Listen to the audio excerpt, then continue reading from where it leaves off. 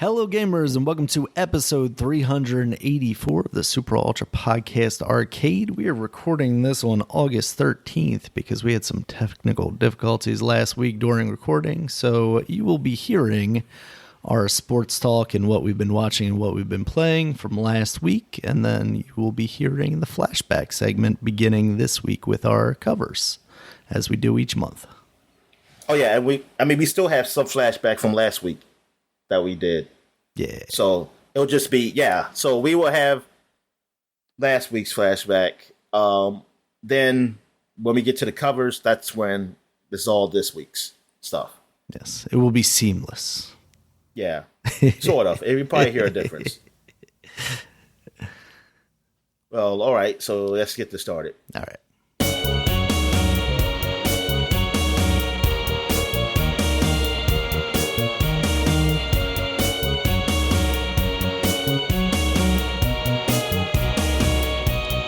Hello, gamers, and welcome to episode 384 of the Super Ultra Podcast Arcade for August 7th, 2022. I'm one of your hosts, Daniel Nicholson, and with me is my co-host, Dominic Stallworth. What's going on this week, Dominic? What's going on this week? We had a few things going on this week. It's been an all right week, though, so far. Still the beginning of August, so I'm trying to get through this month, get through this, get to September, get to some football, the football season. And also, there's the dog days of summer where you got baseball fighting for the playoffs. So I'm rooting for those O's. Yeah. I'm going to start right to it. I'll get right into it. O's, they're looking good. They won as of this date. They won 5 games in a row. 5. Yep, I'm right. 5 games in a row, and they are 1 game back from the playoffs, I believe. But they did trade some guys. They did trade Mancini like we thought they were, and he's on Houston, so he's on a good team. So I'm kind of rooting for Houston. Rooting for Houston because of their manager anyway. So now that Mancini's up there, I'm happy. And guess what? I definitely know this. His first 3 hits on Houston were all home runs. Oh, wow. Including a grand slam. So I was like, man, shit. Look at him. And then Jorge Lopez, which I did not think they were going to get rid of. I didn't even hear about it. Mm-hmm. Our closer, who was doing pretty damn good. They gave him to a team that I don't know right now. But he's somewhere on a team fight for the playoffs also. I want to say it's either like one of those Midwest teams. But I heard that he did blow a save for. Somebody said, "Oh, Jorge Lopez blew a save" or something like that.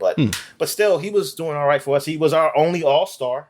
Yeah. So I think the Orioles are looking at like, hey, we got a lot of prospects back here, so we can use them to get some more prospects. I was like, maybe all we're going to get is a bunch of prospects. And all these prospects. A minor league team, Dominic. We train these people up so they can get ready for the big leagues. So basically, everybody just got to thinking like, I guess I think it's Elias or Ellis, I forgot our general manager name because I'm still thinking about the old one. But people say he maybe is throwing in chalk for this year. He's looking to the future, I guess. But these guys still winning, and so it's like, So I don't know.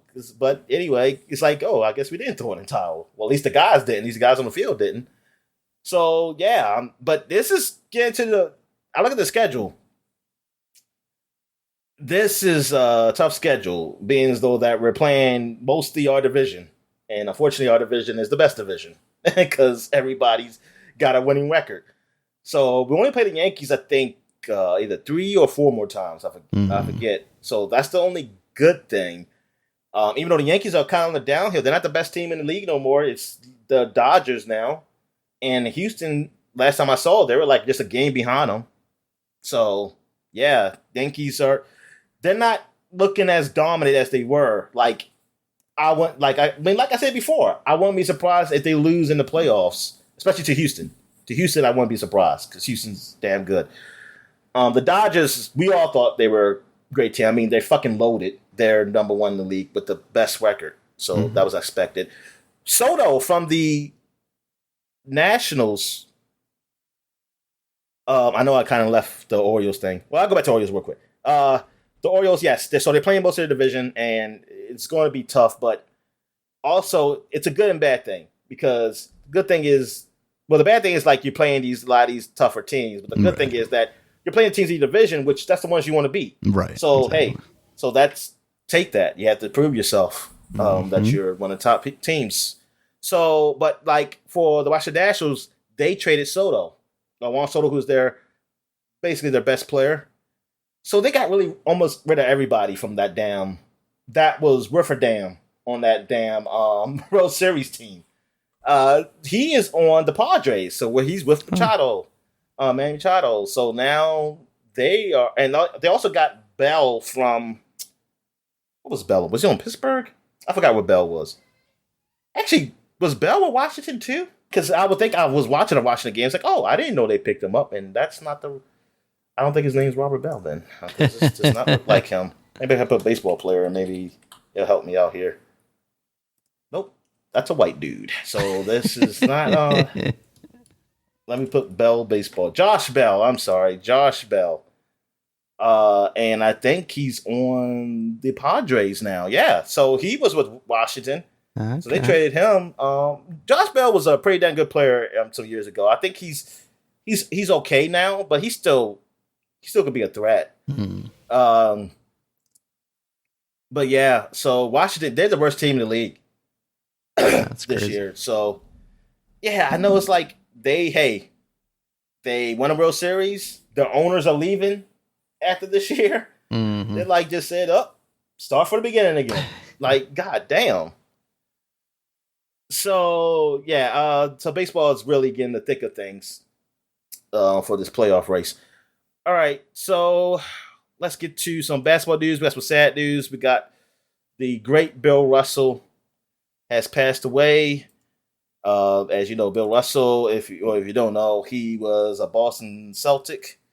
He played for like 13 years, and I think 11 of those years he won championship. So wow, it's like, dude just came in winning, and so yeah, he has like the most rings of anybody. And yeah, it was sad to see him go, but he lived a full life. I think he was 80 in his upper 80s. Okay, I believe. So yeah, so he lived a full life. But my favorite quote from Bill Russell is this one. He was talking about Boston, the city of Boston. So he played in Boston back in the what was it, 60s, 62, 70s, I think. Let me see. What was his Yeah, he joined in 1956. So wow. So to the 60s. You could just say Boston was a cool place back then. Some might say it's still not. Well, yeah. So if you think it's not now, right? Just imagine what it was then. So here his quote is that Boston itself was a flea market of racism.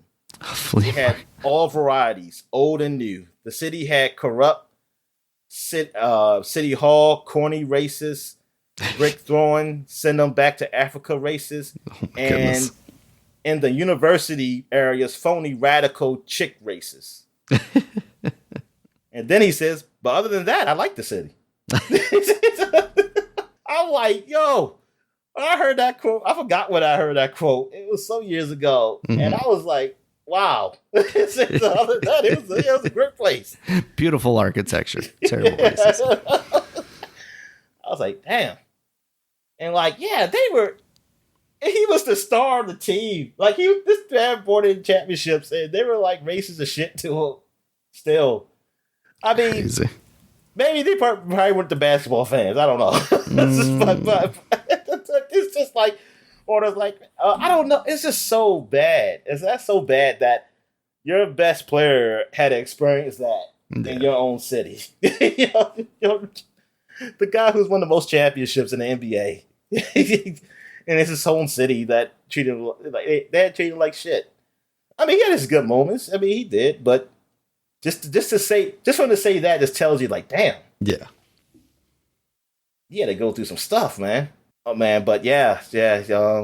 Great players gone now. Well, some people will say he's even the best player in history. Thing with me, I didn't live back then, so I didn't get to see him play. I always say, well, Michael Jordan, in my time, is the best player in my history, basically, because I couldn't see you guys before then. Like, I'll take your word for it. if you're a guy who's seen him play, I'll take your word for it. I don't mind. I'm not like those Braun sexuals, who say no, LeBron is the best and that's it. It's like I stopped. I was joking. So I'm sort of joking, but yeah, he was a great guy. Oh, and also somebody else passed away, not in sports though. Nichelle Nichols, the actress who played Uhura on the Star Trek, who did the first white-black kiss on television, as they always just talk about, which I just hate. That ruined television for me. Say no, stop. But no, she passed away, and she was in the 80s too. Mm-hmm.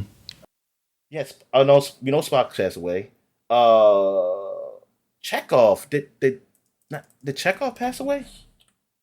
The young one did. I don't know about the old one. Well, I don't know. Yeah, I know the young one did. But what should we call it? He passed away. Which my! What's his name? No. He's still okay. alive. Yeah. Okay. All right. Good. I thought I saw him George somewhere. Takei is still alive. Yeah. I'm pretty sure. And I think you still have Captain Kirk. I'm gonna say he's still alive. Don't. Dominic, no. By the time this podcast comes out now, I haven't seen him do those commercials anymore. What was it? I'm trying to remember. Damn. Travelocity? Yeah, I think that's right. Something like that. One of those travel ones, yeah. Yeah, no, he's still alive. Chekhov's still alive, apparently. Oh, okay. He's 85. What about the fat one? Let's see. Yes, he died in 2005. Scotty, yeah. Yeah, I remember seeing Scott, because I think when I was young, I seen Scotty when he was older, and then I saw the old show. I was like, that don't look nothing like him. I was like, that man is skinny. That's it. Man is skinny and handsome. That can't be him at all. He's an ugly fat man now. Rough, Dominic, rough. So, anything else in sports happened? Deshaun Watson. I know he got suspended. Was it like 6 games? Yeah, 6 games by NFL. Very confusing for me. Very confused. I know how the process went, though. I know they had a judge come in just to, what's the term here?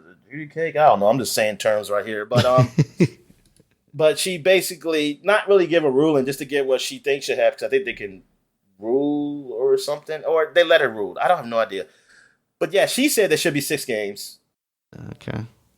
Because basically she believed that the evidence that the NFL brought out about against him, because they wanted to give him a year, was good, but they didn't. They don't. Their rules are not set. They don't have a set rule of like, of course, what do you get? Yeah. And she said she's going by She said she's going by the previous cases because they gave people all these different times and not set. So she said by this, she said 6 games. Thing is, I want to know, like, what did they bring that they couldn't do in an indictment? Because I always heard the term that you can indict a ham sandwich. Like, that's how easy it is. I always want to know, what did they bring to her to make it like he was guilty of something? Yeah. And that's why I'm confused. I'm like, if it's even one or the other, he's either guilty or, I mean, not. It's like either he's guilty, you can prove he's guilty, or he's not. It shouldn't be like he has to prove his innocence or something. Maybe, but I just find it weird that like you say he's 6 games, that means you tell me he's guilty of something. It's like, what are you telling me guilty of? Because if this dude did something, he's a piece of shit. But why couldn't they indict him? Yeah. And if he did something, why is 6 games what it's gonna be? It seems weird. Exactly. That's why I say, like, dude, like, even because the things that he's getting, I think he should have got a year or nothing, because of like you're just making people who do want him to get a year because they think he is a sexual predator or whatever. They're like, y'all let him off easy, right? And then people say this man innocent. Say, man, I get this man 6 games because he had sex with a whole bunch of women. It's a no-win situation. It's less than half. But it's, I mean, now conduct. You can say conduct. Maybe they can. I guess I don't know what the conduct rule is. I might can go. Maybe he's saying like I don't know, but I guess going to a lot of masseuses that's pretty bad. I mean, I'm just serious. Like I can see them spinning it though to something, but not to be 6 games. Weird, yeah. Not to be 6 games. I can see you like finding him maybe, or 1 or 2 games something. But like, if you really think he did something to these women, it should be. I mean, it's not on her. Like I said, it's based on what their rules are, and that's NFL's fault. They need to put in place rules specifically. Though to me, it's times are weird because now I'm like, so am I? Is he Ben Roethlisberger or not? Like, I need to know because Big Ben, he didn't get nothing. I don't know if he got. I was gonna say, did he? They didn't get time. Yeah. Darn. So I don't know. It's like, so am I watching this Predator or did y'all fuck him over? Because I just don't know why he couldn't get indicted. Because hell, you can get indicted, but you can still win your case. But I'm just like, they didn't get indicted. They threw it out. They threw 20-something women out. Which seems just crazy. So, yeah, it's very confusing. So it's like, darn, man, y'all just make it. You just want to watch the games, Daniel. That's all I want to do. Just watch the fucking games. All right, turn off ESPN. Wait until the games come back. Yeah, because this is all I hear every time. Look at something. Say, well, we got talking about the Deshaun Watson. How people. That's all. Motherfucker, damn. Talk about Orioles, man. They winning. Talk about Orioles winning. Shit. You gotta watch Masson for that. God, people. Why can't y'all just read a Bible and just be with one woman, like the Bible says? Yes, like the Bible says. It's like, I don't know what the hell the Bible says. All right. So, where are we at? Wrestling. I know you had a big SummerSlam happen. Oh, shit. Yeah, that did happen since we last talked. I was thinking there wasn't much to talk about. I was thinking that I lose track when it's like between weekends or whatever. Because that was also Saturday night. Yeah, SummerSlam was pretty all right. It started out with a pretty incredible match with Bianca Belair versus Becky Lynch. Bianca won that, and Becky apparently separated her shoulder. Seems like pretty early into that match. She took a pretty hard landing at some point. And then kind of the big thing at the end of that match was that Becky kind of became a face, kind of seemed like she was going to help Bianca Belair out because Bayley returned. She hasn't been on TV in a very long time due to injury, and then it seemed like she was recovered, but maybe they didn't know where to put her yet, so they were holding off for her. And then along with Dakota Kai, who actually was released from NXT a couple of months ago, and it sounded like the reason she was released, like maybe she even asked for her release, but they released her, or she wasn't looking to re-sign, so they released her. Or something weird there, but it seemed like she didn't really want to be there anymore, which made sense because she kind of just was there in NXT. She had almost like overstayed her welcome at a certain point, but also like nobody really had any confidence that bringing her up to the main roster was going to be good under Vince. Seems like this was a Triple H move to bring her back. And Io Sky now, it used to be Io Shirai. They changed her name because that's what WWE is doing. Io Shirai being her like name before that she came into the WWE, so they like to get their own special branding on it. In the vein of name changes, that's not terrible. But they're now a faction. Io Shirai, Io Sky. People were kind of speculating that she might leave too. It's been a while since she's been on NXT. And again, like, it's just like anybody coming up to the main roster under Vince, people were kind of apprehensive about that now that there are other places that they can lucratively make money. But kind of with that move, people are already like, they were already kind of positive on Triple H taking stuff over. But now they're like getting really behind him. There's a lot of talk now that Naomi and Sasha Banks are going to be returning to WWE and pretty soon. It sounds like, even from Raw following SummerSlam, people were speculating they could be returning then, because I think that news came out on Monday that they had re-signed, even though there's nothing official yet. And then SmackDown, because they were actually SmackDown superstars, so people were expecting to see them on SmackDown. That still hasn't happened. They have announced, though, that the tournament for the women's tag team titles is going to kick off on Monday night, which they were vacated because Naomi and Sasha Banks left. And there was talk that there was going to be a tournament like that first night that they were running them down after they walked out. And then there's been no talk of it ever since. Like, they were just basically writing those titles off. And then now it seems like Triple H coming back is going to actually, put some effort into making that stuff happen. And really it was about that match, and then the Brock Lesnar Roman Reigns match. All the rest of the matches were all right, but nothing spectacular to talk about. There were no title changes, nothing like that. But the Roman Reigns versus Brock Lesnar match was basically just a fucking spectacle. Like, I didn't go into it expecting a whole lot, because we've seen Brock Lesnar Roman Reigns way too many times at this point. Yeah. But they did some fun, stupid kind of spots. Brock Lesnar drove a tractor down to the ring, and that came into play. Yeah, that was pretty funny. Eventually during the match, like, he throws Roman in the bucket of it and drops him into the ring. And then later in the match, he actually gets the tractor up under the ring and lifts one of the corners up like a significant amount while Roman's in the ring, and he just goes tumbling out. And then that leads to kind of the end where they're all just fighting on the outside of the ring near the announce table. Paul Heyman goes through an announce table. The Usos, of course, show up. They're, getting involved. And Roman Reigns wins because, of course, he does. I would have expected no other outcome, but it was at least a fun match while it was going on. Now, I will say, like, if I was one of those people on the other side of that ring, once it got lifted up, I paid a lot of money to get some front row seats. I'd be extremely angry about that. Like, you can't see nothing. Yeah. I was thinking about that too. It was like, I wonder what those guys are saying. Like, oh, I can't see. Put it down.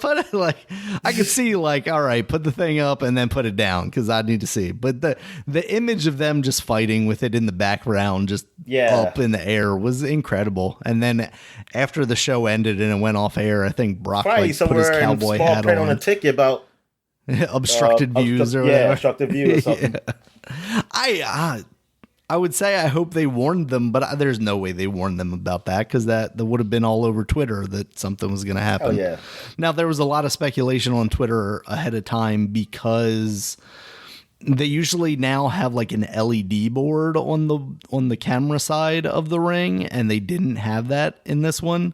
So a lot of people were speculating that something was going to be done with the ring that would make it so they couldn't do that. But yeah, that was just a cool spot. I was a little disappointed that, like, when Roman won, he didn't climb up there and show off his belts or something. That would have been cool. But Brock, after the show ended, did grab his cowboy hat and sit up in that corner, just looking like a boss. So that was kind of fun. Yeah, overall SummerSlam was pretty all right show. So that's what's going on. All right, that's cool. Yeah. All right.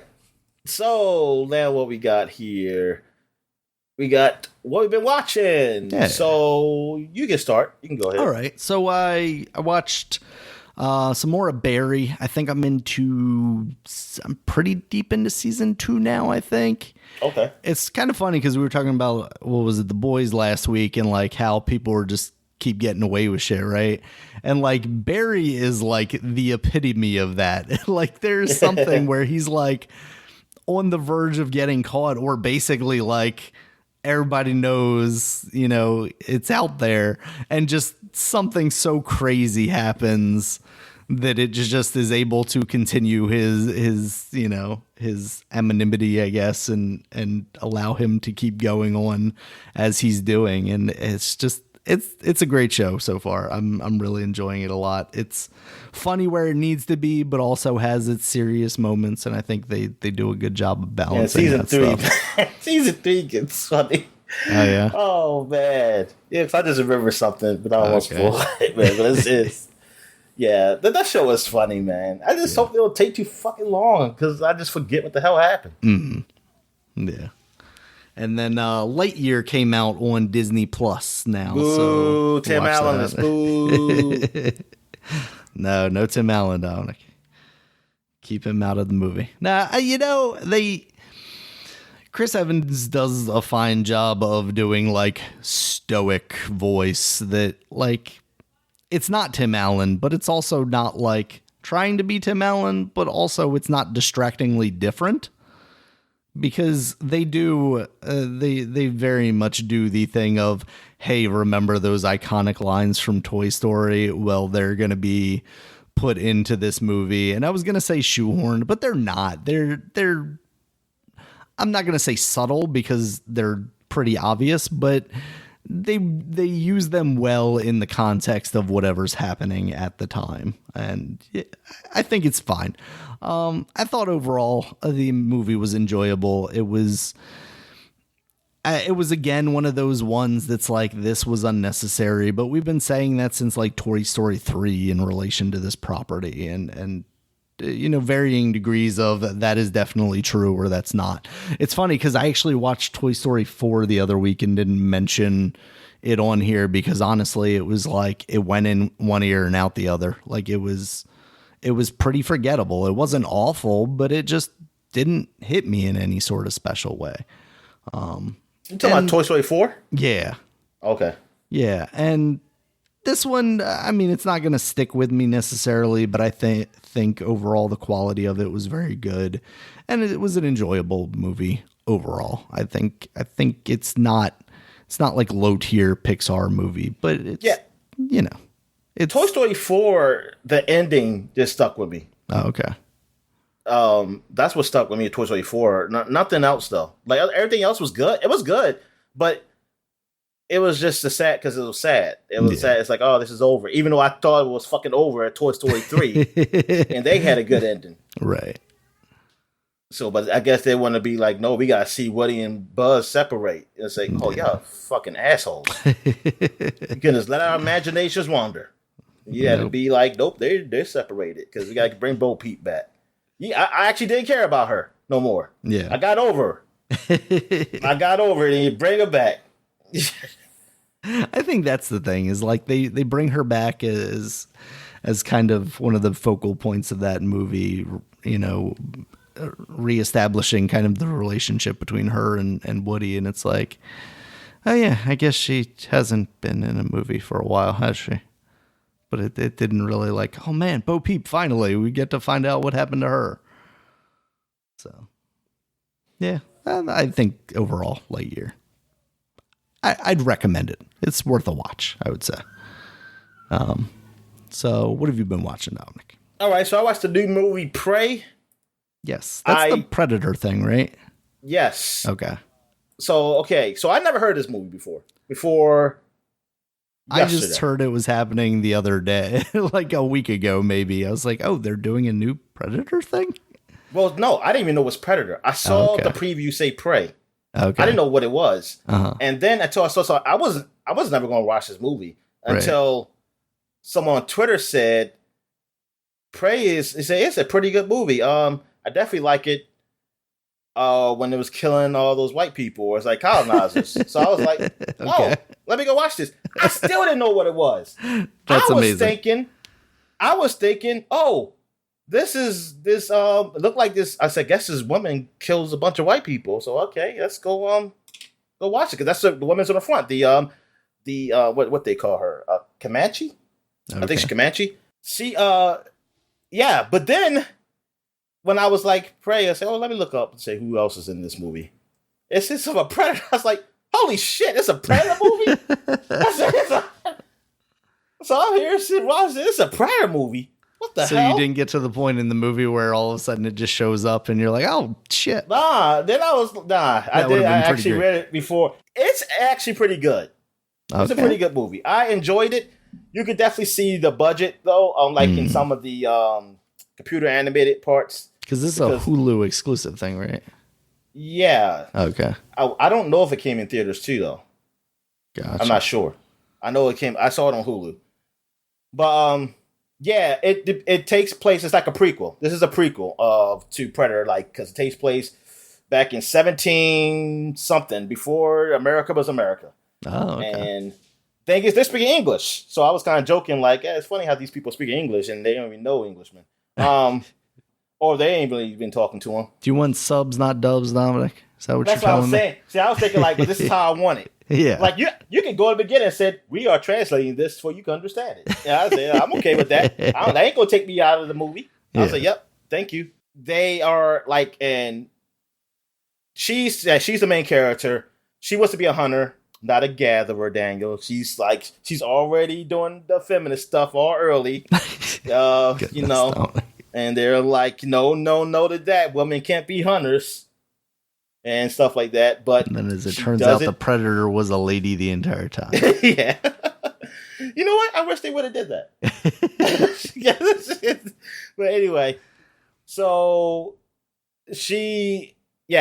like, cause she's trying to learn how to hunt. Like, she always messes up, but she's trying to learn, and she does. But she can track. She tracks very well. Okay. Just getting to the part of the killing that is, she doesn't get. Then but as things goes on, that's when the Predator comes. She saw something in the sky, but she didn't know what it was, and it was kind of like slightly invisible, but not visible, you know, because how the Predator are. And then you saw how it dropped something off. She didn't see that part, but you saw it. And the Predator, like, he's, you know, that's what you learn. We learn from other movies, or I don't know, lore, or maybe the book. But I remember that the Predator is like, this is supposed to be some type of tradition or like honor thing, sport for them. They hunt other predators. So, you know, that's just what they do. So, like, you saw him kill a snake, and you saw him kill a wolf. He fought a wolf or something like that. And like, I think that's when she first saw him. Yeah, when he killed the wolf. Yeah. Because then you saw buffalo. You saw a whole bunch of dead buffalo. You know what? I'm ruining the movie. Okay, this movie is it's pretty good. It's pretty good. It takes place in. I like it. It's funny, yeah, because he's using all his technology and stuff, but also still using type of old stuff too. So he's not totally invincible. They learn, like, hey, he can bleed, he can die. They say that line. They say that line, Daniel. I was Perfect. Like, yeah. So, but yeah, I think movie. It's a nice, fun. I mean, I don't know about fun, but yeah, I can have fun. Yeah. Seeing those people get killed was kind of funny. It's just but yeah, it's a bloody movie. It's bloody, but yeah, it was a very surprise to me because I did not know anything about this. I did not know it was a Predator movie. So just seeing it pop up and seeing Predator is like, oh, okay, this is all right. Now, if I would have saw this in the movie theater, I think I would have still liked it. I would have said though, like, man, these some of these graphics need some CGI to use. It's not that great, but they probably would have used better CGI if it was. Yeah. Yeah, I liked it when you was able to use real animals, but thank you, PETA. Damn it. Where you could just slaughter a whole bunch of real buffalo. You could have had a real bear in there or something where you could have, but no, we got this fucking monstrosity looking thing. What the hell it is. But better I had him probably a bear and a man in a bear costume or something. Get that one from that Leonardo DiCaprio movie. Yeah, exactly. Yeah, get that one. But that was good. But they put a lot in that. Yeah. Well, they should have just reused it. Like, he's probably just sitting in a closet somewhere. Bring that guy back. All right. So, so that's it for what I've been watching. There's nothing else really. I'm not going to really say anything else until I finish the series of, like, Better Call Saul. Till the series is over, I'll talk more about it. And I just closed the tab. Let me reopen this tab up. Okay. And we're going to do what we've been playing. So, have you been playing anything? Just a little bit of Klonoa. That's about it. You went back to playing that. Oh, yeah, you did buy the game, so I guess, yeah. Yeah, I was like, I'll play something on the Switch yesterday. My internet was off, so I was like, let me pick this up for a little bit. But that's been about it. It's getting a little more difficult. They're introducing more enemies, but it's still kind of just that same game that we've talked about that I'm like fine with, but I'm not like over the moon about. So yeah. All right, I get you. All right, so here's what I've been playing. So I tried out Total War Warhammer 3 because it's on Game Pass. I was like, you know what? I like the first Total War. I think I tried it. Mm-hmm. So I don't know. See, I forget. I forget that I tried the first one or it was the remaster because they remastered the first one, but I don't remember. But it was Total War Rome that I had played, and I did like it. So I was like, yeah, play some Total War Warhammer 3. And it did load up. And then Xbox now has it so it can tell you if your PC can play this game. It can run well. It's not a good. Don't go by that. It's not a good indicator. No, that sucks. Because they didn't lie. It can play, but I wish they didn't say it could. I wish they would say like it will play, but it will suck.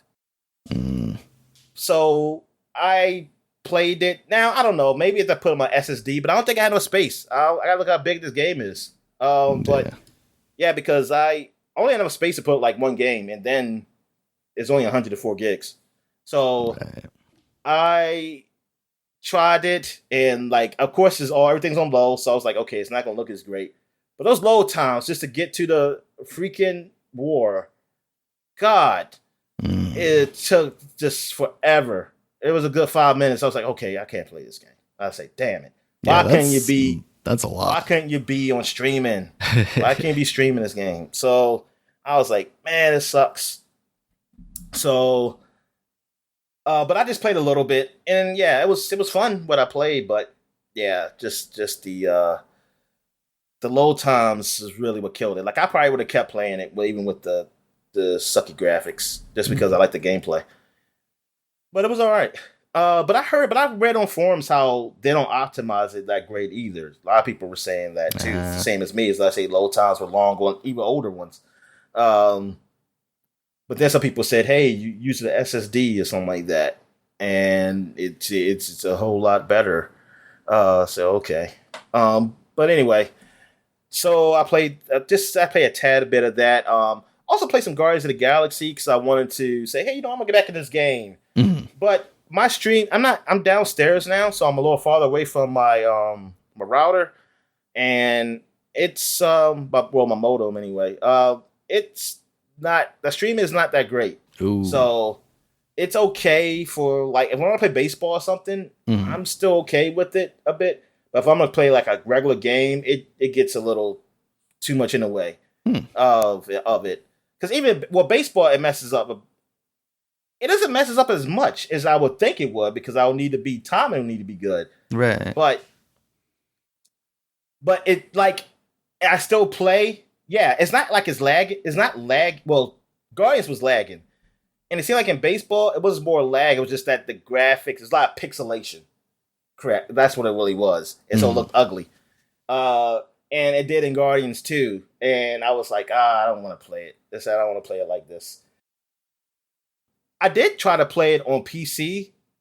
It did play better than I played before. I know when I played it the first time on PC. So I don't know. Maybe I'll continue playing it on PC a bit, even though it doesn't run as well as it does even on streaming. Like if I was streaming well, if I was upstairs, or I might have to wait till the fall where I put myself back upstairs again and play it then. Yeah. All right, so I also played some Fire Emblem Warriors. Still playing through that. Not really much there to talk about. I also went to play some of the Nintendo virtual console stuff. Well, not virtual console, but you know what I mean. Switch Online expansion pack. And so I played some Star Fox. I recorded some of that. I was playing to that. I do like that now. Since they got those save states, you can actually save. So it's 64, right? Yes. Okay. Problem with 64 though, they don't have that feature. What feature they don't have? They don't have it where you can rewind. Oh. They don't have the rewind feature like they do on the Super Nintendo and Nintendo. And I don't know about the Genesis. I think Genesis does have rewind. Yeah, I think Genesis does have it. But the N64 one didn't because I was looking for it. I was like, okay, can I just rewind back a little bit? I said, oh man. I said, damn it. I said, y'all were almost there. It's like, why? So now I'm just save scumming. It's like I'm just like, okay, gotta save here because I think I might just die. Yeah. What else here? So I also played some Yoshi's Story a little bit. How you liking that? And, it's all right. It's all right, but it's a best game on the 64. Yeah, okay. I don't even believe that. Yeah. But it's an alright game, though. Yeah, it's all right what I played. It's cute, but not definitely my cup of tea. I mean, I don't know. I mean, I do like it because I did like the other stuff, like Yarn, and I like the other one was just like Yarn, but it's called something else. What is it? It was Yoshi's Yarn, and then it was Yoshi's Woolly Play-Doh. World. What is it called? What? Woolly World. Woolly. No, it was it was not Yoshi's Yarn. It was Yoshi's Woolly World. And then Kirby's Epic Yarn. That was first, and then they had another Yoshi one that came out for one came out for the Switch, one came out for the Crafted World was the Switch one. Crafted World was the one. Okay, for the that Switch. one. Yeah. Okay, that one was just it wasn't wool, it was paper mache, I guess, or something like that. I don't know. They stole it from Mario, or Mario stole it from it. It was just so similar. God, I forgot about that game. At some point in time, I wanted to play it, and I still, looking back at it, wouldn't mind playing it, but it's definitely not anywhere near the top of my list of things. It's just that all those games are full price. That's I mean, that's part of it. Absolutely. That's the thing, man. It's like, especially after a while, like, it's like, oh yeah, I did want to play that. And I look, it's like, I gotta pay $60. I mean, that's the thing, serious? Right? Even if I didn't play it, if this game was $20, I would have bought it at some point. Oh, fuck yeah. Thinking I was going to play it. Just think about, I would have bought this. Yeah, I would have bought a lot of games. For Nintendo's really leaving money on the table by charging full price all the time. That's what I'm telling them. Market research based on my personal experience. I would have had a whole lot. I would have had a whole lot more Switch games, like the big Switch games, anyway. Yeah, like the very first party games. Shucks, I would have had a whole lot more. I would have been had Bayonetta. Man, I've been waiting for Bayonetta to come on prices.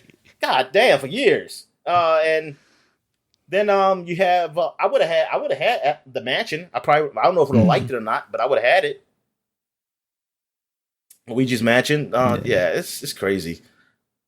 All right. I also played some more Multiversus. I didn't unlock anybody else yet. Okay. Playing through that. Superman's still the best guy. I just flat up. Have they rotated characters at all? No. And I heard, but I already heard. I think do you have it in the news about? No, I didn't have it in the news. But yeah, Rick and Morty and season 1 got delayed. Yeah, whatever. Yeah, whatever it is, because I guess this is not really considered a season, right? It's considered something else, maybe. Yeah, because it's a beta. It's still kind of in beta. Yeah, because I'm just thinking they're just gonna go right through, right? Absolutely. Yeah, it's not, I can't imagine them pulling it down at any point now. Yeah, exactly. Just hurt your fan base by doing that. But I did play LeBron a couple of times, and I did beat him. I beat him every time. I've never lost to LeBron, so I'm just like, yes. And I'm just thinking, I was thinking, who are these kids picking this character, wasting their fucking money on this goddamn character? So what's wrong with them? I just be saying that you didn't king of nothing. Just toss him up with Superman. Just toss him up there, or Jake, Jake the dog, just eating him and then spin him out over the edge. Yeah. And then I also play some Smash. I was like, you know what? Yeah, since I haven't played Smash in a while, I'm gonna play that. Yeah, it feels so. Smash is too. You know what? I easily can fall off stage in Smash, because it's just I don't know. It's the feel of the game. It's to a point where I'm always scared on the edge, and I can easily just fall off. Right. And I don't know what is it. It's not heavy. Is it too loose? I don't know to explain it. Interesting. It's like has too much like physics to it, maybe. So if you're like running, you just keep moving as you're and I'm just always fucking scared. And I was like, oh man, I'm just gonna slide off, or I'm just gonna, or like I'm too scared to go. Like when enemies out there and you're supposed to go like try to hit them to keep them out. Yeah, I'm too scared to because I'm like, oh man, I'm gonna hit a button. I'm just gonna fall the fuck down and just kill myself. Definitely done that. I do that most of the time. Yeah. But I was like, this Multiversus definitely feels different. It's definitely different than Smash. I actually like that feel of the game more than Smash. All right, so yeah, I think that's it. So I guess we'll take a quick break. When we get back, we'll get to the flashback segment. All right. And we're back. And now we're in the flashback segment. So we are going back 10 years ago. We got a new month here, people. We're in August in 2012. And we got Deadlight. Came out for the Xbox. And it is a video game. And I have to see, it's a survival horror video game that was on the, I believe this was like an Xbox Live Arcade game. I believe it came on PlayStation. Yeah. Eventually. Did it? Yeah, it came on. Well, actually, it was on 360. It didn't come on PlayStation to PlayStation 4. Oh, wow. Okay. And then Xbox One, and then, everything. Then, yeah, that was it. In Windows, of course. So, it's a side-scrolling cinematic platforming survivor game. And the plot was you're in Seattle in 1986. That's the year you were born, Daniel. And when's your birthday, Daniel? I'm not doxing myself, Dominic. Oh, okay. it's not the 4th of July. But it's the 4th of July. I love America. Oh, yeah, but that's when this happened. This happened July 4th, 1986. 145 days since patient zero. Damn, they don't love America. Society has nearly decimated by the outbreak of the virus that reanimates the dead. And I guess you just start killing them, I guess. I don't know. You gotta re-kill them, Dominic. I mean, the scores, they weren't great for 360. They were all right. They were 68 out of 100 on Metacritic. That sounds, yeah. PC got a 78 out of 100 there, man. I guess maybe because the graphics is so much better up there or something. I don't know. Maybe. It's got a 70 out of 100 on a PS4 and a 69 out of 100 on Xbox One. So, yeah, the best scores I see is IGN and the official Xbox magazine, 8.5. Oh, and OneUp.com gave it an A-. OneUp.com. I used to go to that site quite a bit back in the day. And I guess that's what killed it, because they gave this game too high a score, and people said, yes. We do not trust you. We think you've been bought. All credibility out the window. Something, journalism. Yeah. Ethics in journalism. Gamergate killed them. So what we got here? We got Ghostbusters Paranormal Blast. And the only reason I'm saying this game because I like Ghostbusters, and because it's on the iOS, so I don't give a shit. But it's a Ghostbusters game. If you're an iOS person who likes playing phone games, I guess go get it. It's an ARG game. Oh, really? Yeah. Because I didn't remember ever hearing about this thing. I guess you go out into the world and catch ghosts. And there was no... When did the movie come out? Oh, when did that movie come out? 2012? Maybe? I don't know why I'm saying that. No, like 2016? The Ghostbusters game didn't... Wait a minute. When did that Ghostbusters game come out? Yeah, 2016 was that. Yeah, I knew it was too early. It's let's see. Yeah. So, yeah, it was nothing really with it. Because the game came out 2009. Okay. So, the console game. But yeah, so yeah, it was just coming out. I guess just for the hell of it. I just imagine, like, in this trailer, being on the subway, like, waving my phone around all crazy while I'm trying to catch a ghost. I feel like people just look at me like I'm a crazy person. No, all depends what subway. Yes, I guess. If it's New York, they probably it's like, oh. They wouldn't even look at you. They're like, avoid contact, eye contact. I know how this goes. Please don't assault me. All right, we got Babel Rising came out. Yes, the Tower of Babel, where God was angry at us for trying to go see him. Even though, yeah, I mean, I guess he's up in the sky somewhere. It's like when you're a divorced parent and you don't want the kids that just showing proves up. it that he is up there somewhere, Daniel, because we were getting too close. I was gonna say he knew. All right, but anyway, what is this game? Let me see what the scores are first before I even care about talking about it. Nope, that's not even worth talking about. But it came on everything. Even come down the Windows Phone 8, man. Oh, wow. Prestigious. Go. I remember, oh my God, that dude Tyrone. I know, he was He's getting. It's like I'm getting all Windows products. He got the Windows Phone, man. He was like, yeah, I gotta get me a new. I said, I gotta get me. I think when they had a new version of it, I was like, goodness gracious, yo. I was like, why? I said, yeah. I said, because people got Apple people, I'm gonna be Windows. I said, just be Android. We just get everything. See how this works out for you. All right, Persona 5 Arena came out. Like they said, we're not going to get the real game, Xbox, but you will get the fighting game. Yes. So I could be familiarize yourself with these characters elsewhere, like on a wiki. Exactly. It's like I don't even get the like nostalgia, not nostalgia, but something like, hey, yeah, I know these guys. I'm just playing these guys. Like, who the fuck are they? I don't ever get that shit. It's like you want to put the fucking fighting game here, but you can't. We can't play the fucking RPG. Jackasses until 10 years later, because it's exactly 10 years from now we can play it. But well, actually, probably 11 years. I think I was gonna say this year. maybe. Yeah, I think it's next year. So like 11 years later, we can Xbox. We can finally play it. But yeah, this is the fighting game by Arc Systems game. It looks pretty good. A lot of the games do when they do anime. Yes.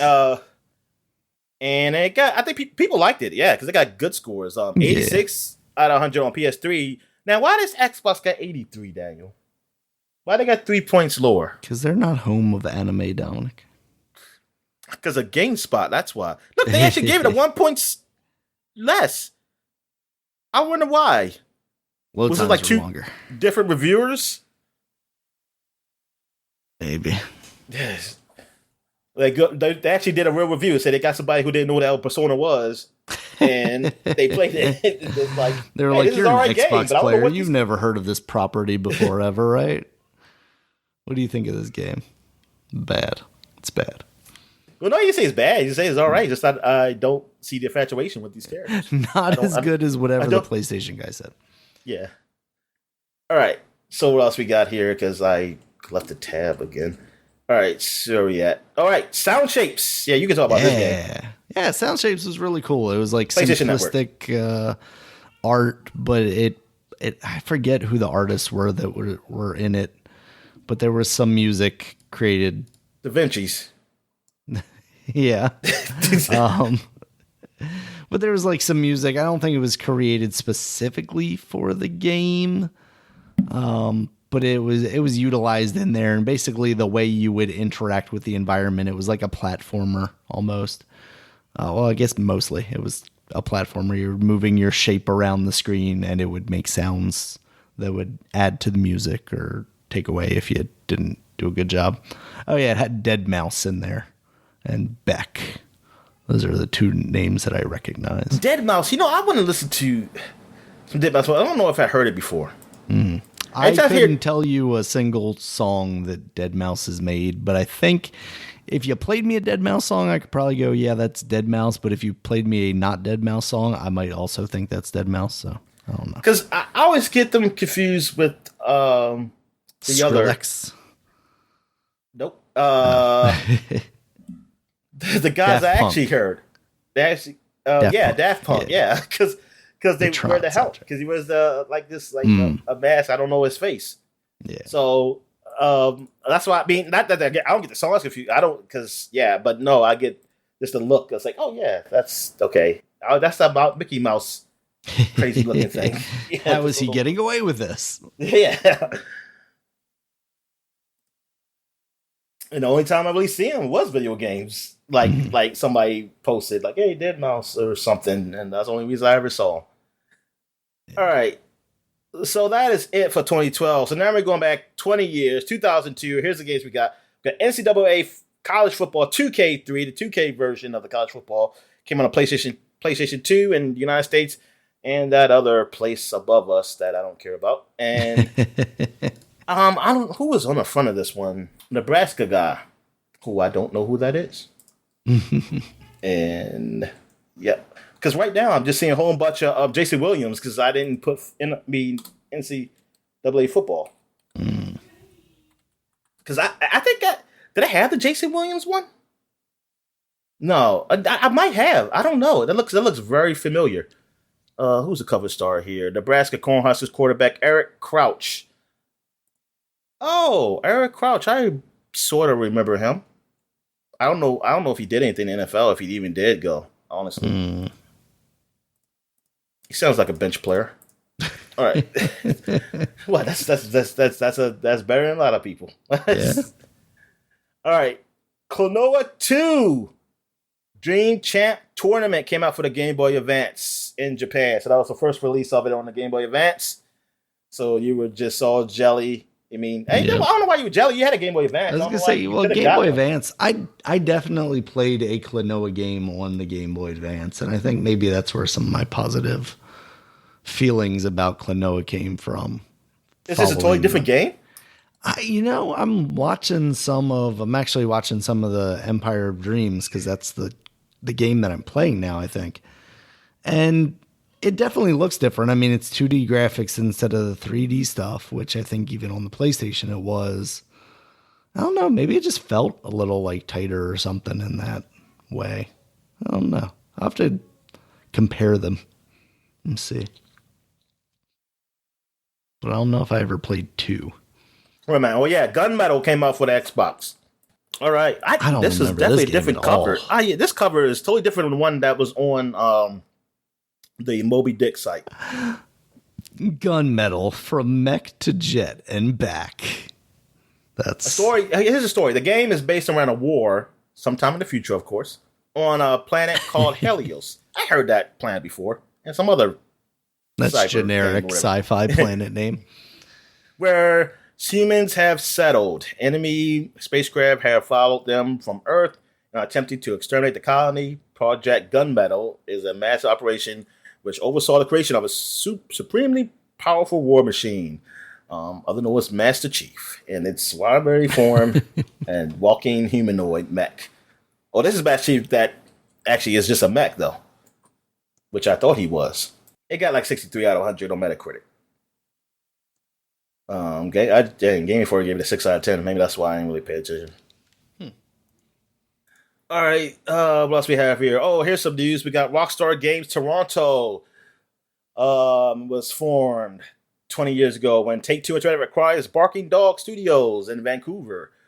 Rockstar Canada is renamed to Rockstar Toronto to avoid confusion with the 2 Canadian Rockstar Studios. I'm still confused. Because they had a lot of people just calling. It was like, hey, I got some music I want you to listen to. All right. Alien Hominid came out. This is probably the first. I meant to make sure this is true. Because we had some discrepancies before about these release dates. And that says November 21st, 2004. But that could be a console release. I was gonna say that's probably like the Xbox one. I've got Alien Hominid on Newgrounds, August 7th, 2002. Okay, so yes. Yep. Well, it's close enough. We were actually a little ahead of the schedule, but we're around there. Somebody probably stole it and played it down. So let's just say that they got it early. They got early access to it. So Alien Hominid is releasing this month. It says coming to its anniversary. I played this game a few times on Xbox. Yes. After I played Castle Crashers, because I was like, oh, well, this is the guy, Castle Crashers, the guys who did this game. I've seen this game. So let me go play it. And then I kept dying. And I said, nope, it's not like Castle Crashers, because when Castle Crashers I die, it doesn't just end. It's like, it was hard as shit for me when I played it. I couldn't get nowhere in that game. But I don't know. Maybe I can play it down. I don't know. I have no idea. Did that game get re-released? I know that it released a billion times, but have like recently, like on these consoles? Yeah, I don't think there's been a newer release. But as I am doing right now, you can play it on It's probably a backwards compatible game on Xbox, maybe. Yeah, I would hope so. How did it have cash? I'm sorry. I don't know. I can't stop eating this Emblem. Let me put them away from Yeah. But they had like Castle Crashers, the remastered, and you can pay the other one backwards compatible. So they have both. Yeah, nice. But you would think like they'll be like, no backwards compatible. You could just have to get the remastered one. All right. So where are we at here? We are at Here's the game. Bikini Karate Babes came out for the Windows. And apparently it came on PlayStation 2. This game, it looks like how the early Mortal Kombat looked like. Yep. They look like real people. Rasterized people, yeah. Yeah. Except better. Yeah. Well, it's definitely graphically better. No, because they looked captured better, honestly. Yeah, exactly. I don't know if the gameplay is better. But they're as you can say, there are women in bikinis, and they do some extraordinary stuff like that. I know one woman's move. She has this like stars and stripe bikini, and when she bends over, she has like some stars and stripes just come out her ass and shoots at the woman. Yeah. I mean, it's all these sexy stuff. Like, I don't know if this was a taunt or what. The one lady was just pushing her boobs together. Yeah, there's a lot of like ripping off tops, taking off tops. Yeah, and a lot of sexiness to it. Some crab walking, yes. Crab walking. Yeah. Hold up. Here we go. Let me see if they did anybody review this game. Only review I got is IGN officially. They get a 1.5 out of 10. Oh, come on. Yeah. I just didn't appreciate it. It was a woman probably reviewed this, Daniel. Hey. It's like they had women in game industry back in the 2002. Good point. But yeah, but hey, it sold enough or whatever. I don't know. They got a sequel. They have Bikini Karate Babes 2, which came out in 2011. Darn, almost 10 years later. Dude, I missed this game from last year, Daniel. Oh, man. The Warriors we of didn't Elysium. know, Dominic. We didn't know. All right. So here's another big news for 20 years ago. Incognito Entertainment, the studio, one of Sony studios, was acquired on that date. And they are known for Twisted Metal Black. Ooh. Twisted Metal, another Twisted Metal, the little kid one. Well, it looks a little cute, I should say. That was on PlayStation. I forgot what it's called. And they also did that World Monsters game that came on PlayStation. They did some other games too, but then they went away. I think their last year was, what I say it was, Daniel? Oh, what was it? Gee, I forget. But it was after Warhawk. They did Warhawk, I know that. Yeah. But I don't know if they were like just dismantled or they were just, 2009 merged. They ceased operation. They probably just merged. Maybe. I mean, I would like to think so. I mean, that's how this company got formed first place, because they were former Jet Moto people, and I forgot the other game it was. Jet Moto. I know, man. That game should have been. They should have had like releases on the. I'm surprised the PlayStation 2 didn't have one. Yeah, that's fucking crazy. All right, so now we're going back 30 years ago. 30 years ago, Daniel, we got the Super Buster Brothers. Yeah, then they bring this back, man. This is where you play as some freaking 90s kids. You shoot shit, I guess. I gotta look at a video of this thing. Yeah, you shoot. You got this gun to pop bubbles that bounce around the screen. There's two different modes: panic mode and arcade mode. It's similar to Asteroids or something. Yeah. The only thing I see is game rankings. They said 70. They got 70.5%. I mean, that's actually pretty good. I mean, that's actually a high score that I think you probably would have got. But yeah, looking at it, I was very much expecting a platformer with guns. Me too. Instead, I got this weird, like almost puzzle style game. Yeah. It's definitely not no Super Mario Brothers. I can tell you that. No. It's not even like Donkey Kong. But they try to get away with the name, because I bet you did. That's how they got some of their sales. Oh yeah, they got a lot of their sales because people thought Super Mario Brothers. Those kids wouldn't put it in, and they cried. They cried because they couldn't get there. It wasn't a Italian plumber, but some American. Where's Luigi at? That's what they would say. All right, so where are we at here? We got Dragon Ball Z 3. And there is a subtitle to it, but I'm not going to pronounce it. It's came out for the Nintendo in 1992, and this is it plays like an RPG, like almost like a Final Fantasy-ish. I mean, you pick fight or whatever, just like in Pokemon or some shit, and they fight. It's not like a 2D action game, which it you would think it would be, but whatever. I don't know how the Japanese people liked it because I don't think it came over. Yeah, we didn't even know about Dragon Ball Z probably then. So they got that. Also, 30 years ago, Splatterhouse 2 came out. That's where you play as the fake Jason, kill monsters and shit. Which I've never played it, but it's like it's one of those Genesis staples. Yeah. I just got lost in the sauce with me. I don't know how part 2 did, but whatever. It's a classic. What else we have here? We also got some big news. HAL Corporation, the guys who did Kirby, they were first created in 1992. Cool. And what did they do then? Well, now they call it HAL Laboratory. Mm-hmm. Let's see. Well, let's look at the HAL Laboratories beginning. So, blah, blah, blah, blah.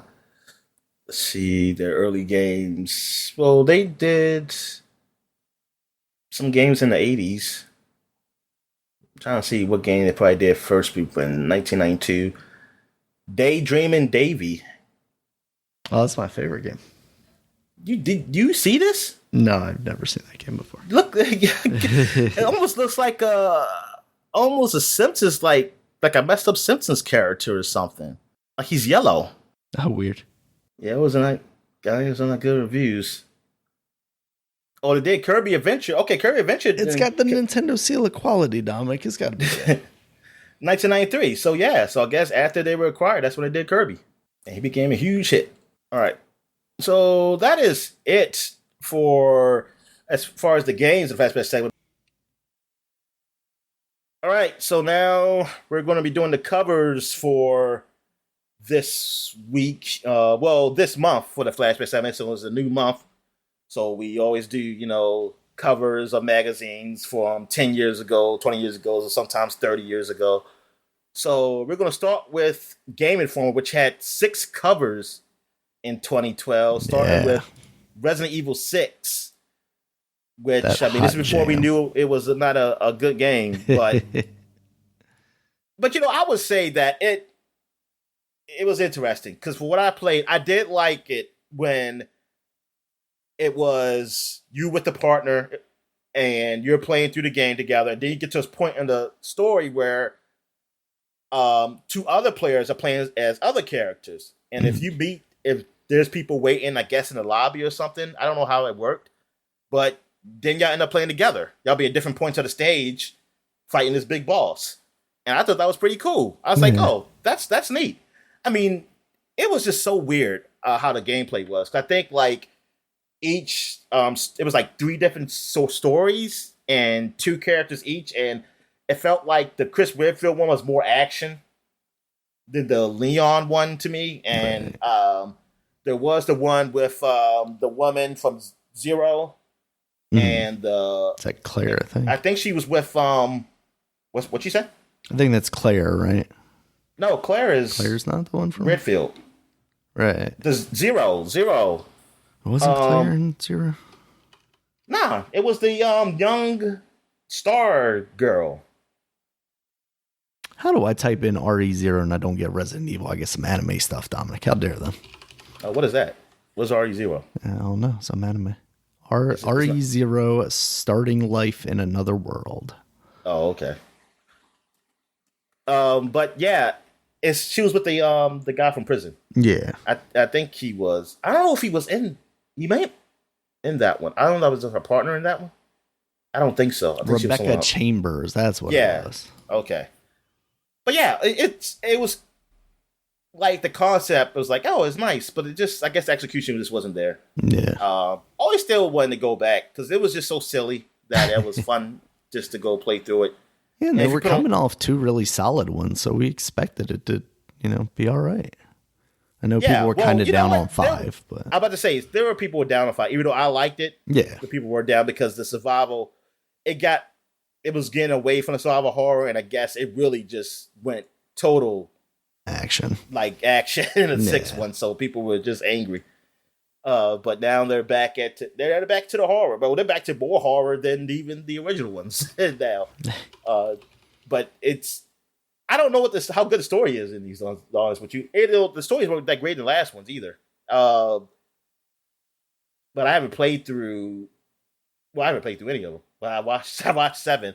Yeah. 8, I don't know. I mean, I know people were down on it a bit, but I think it was mostly pretty positive though. Still, yeah, but yeah, I'm just saying they weren't as high as 7. Yeah, like it was the people that didn't like it as much as 7 did.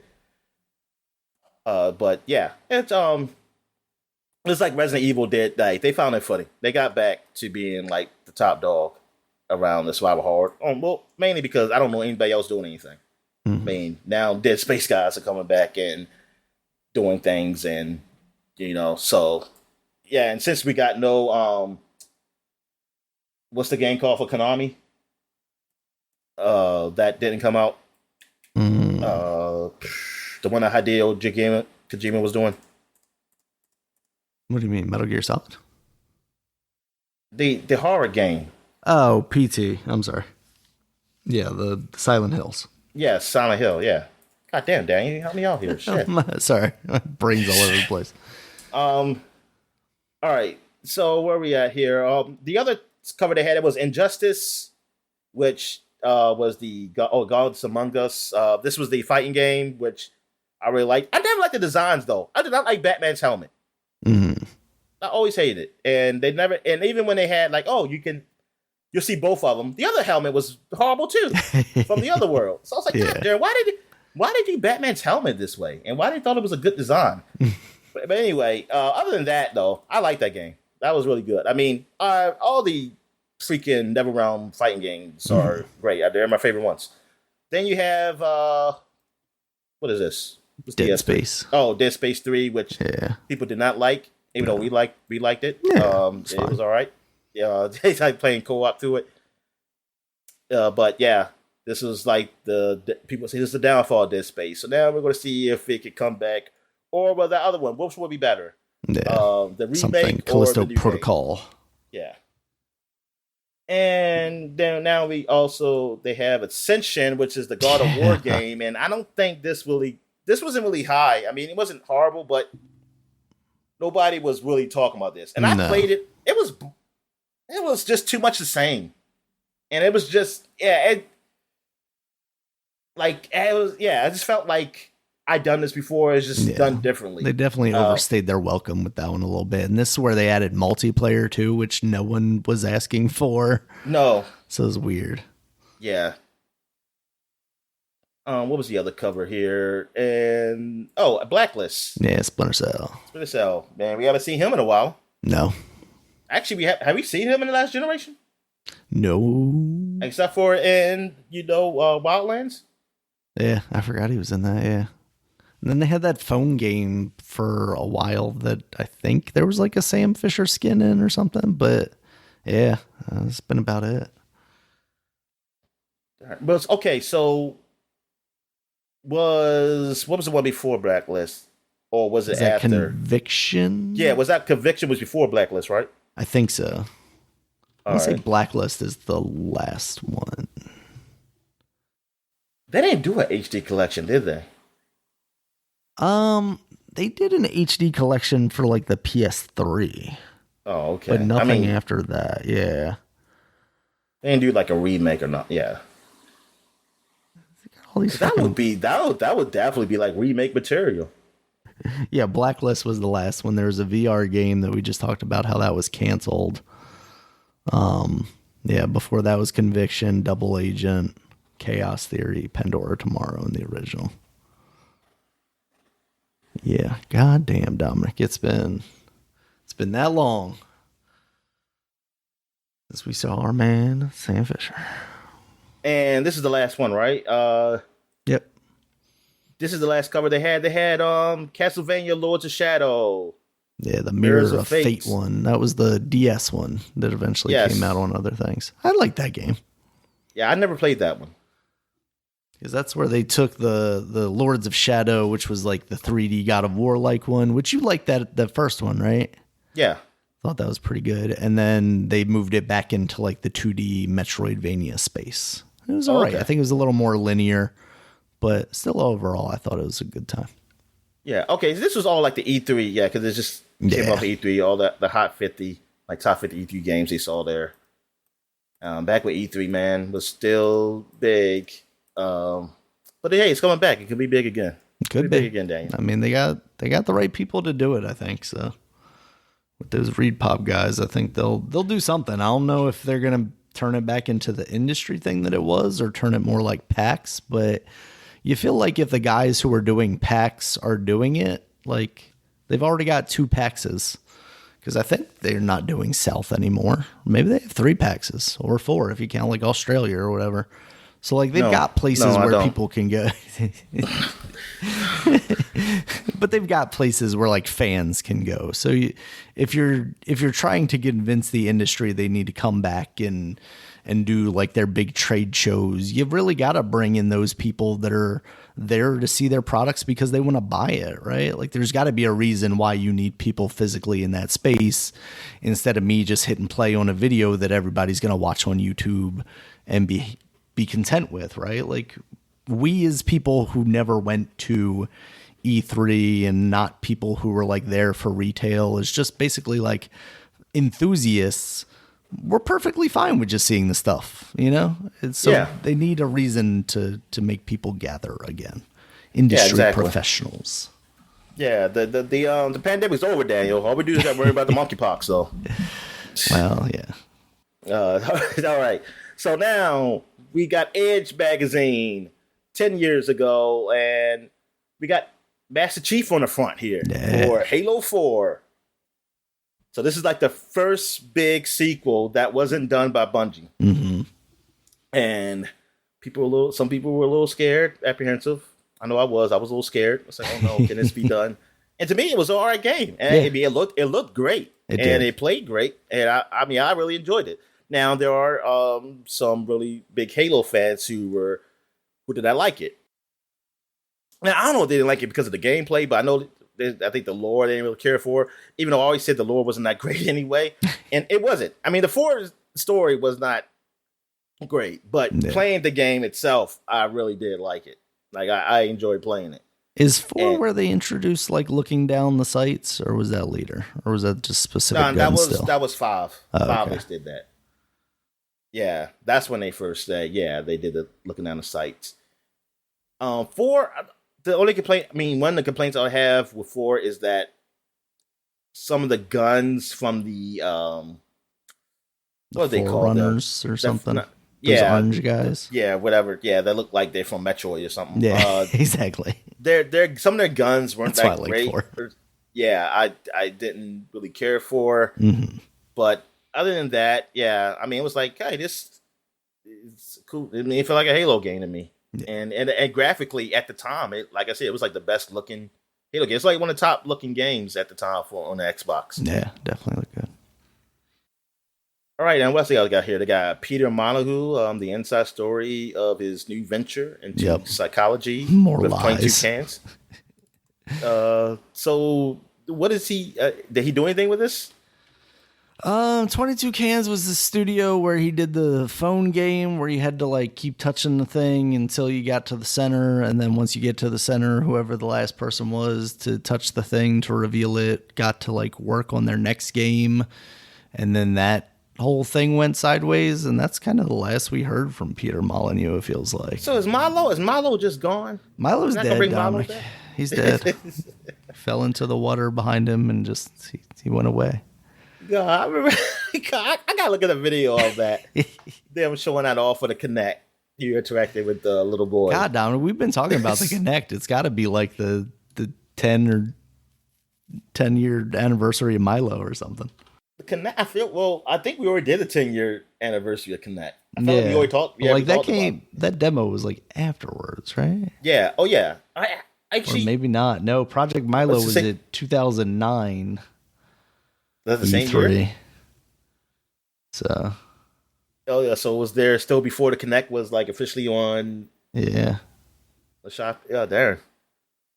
Man, I was really waiting to do that, man. To interact with a little boy and do things with.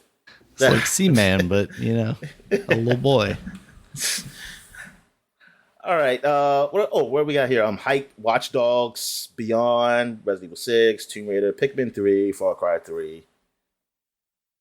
All these sequels. All right. So what that is it for 2012. So now we're going back to 2002, 20 years ago. We're looking at Game Informer. They're getting hot, man.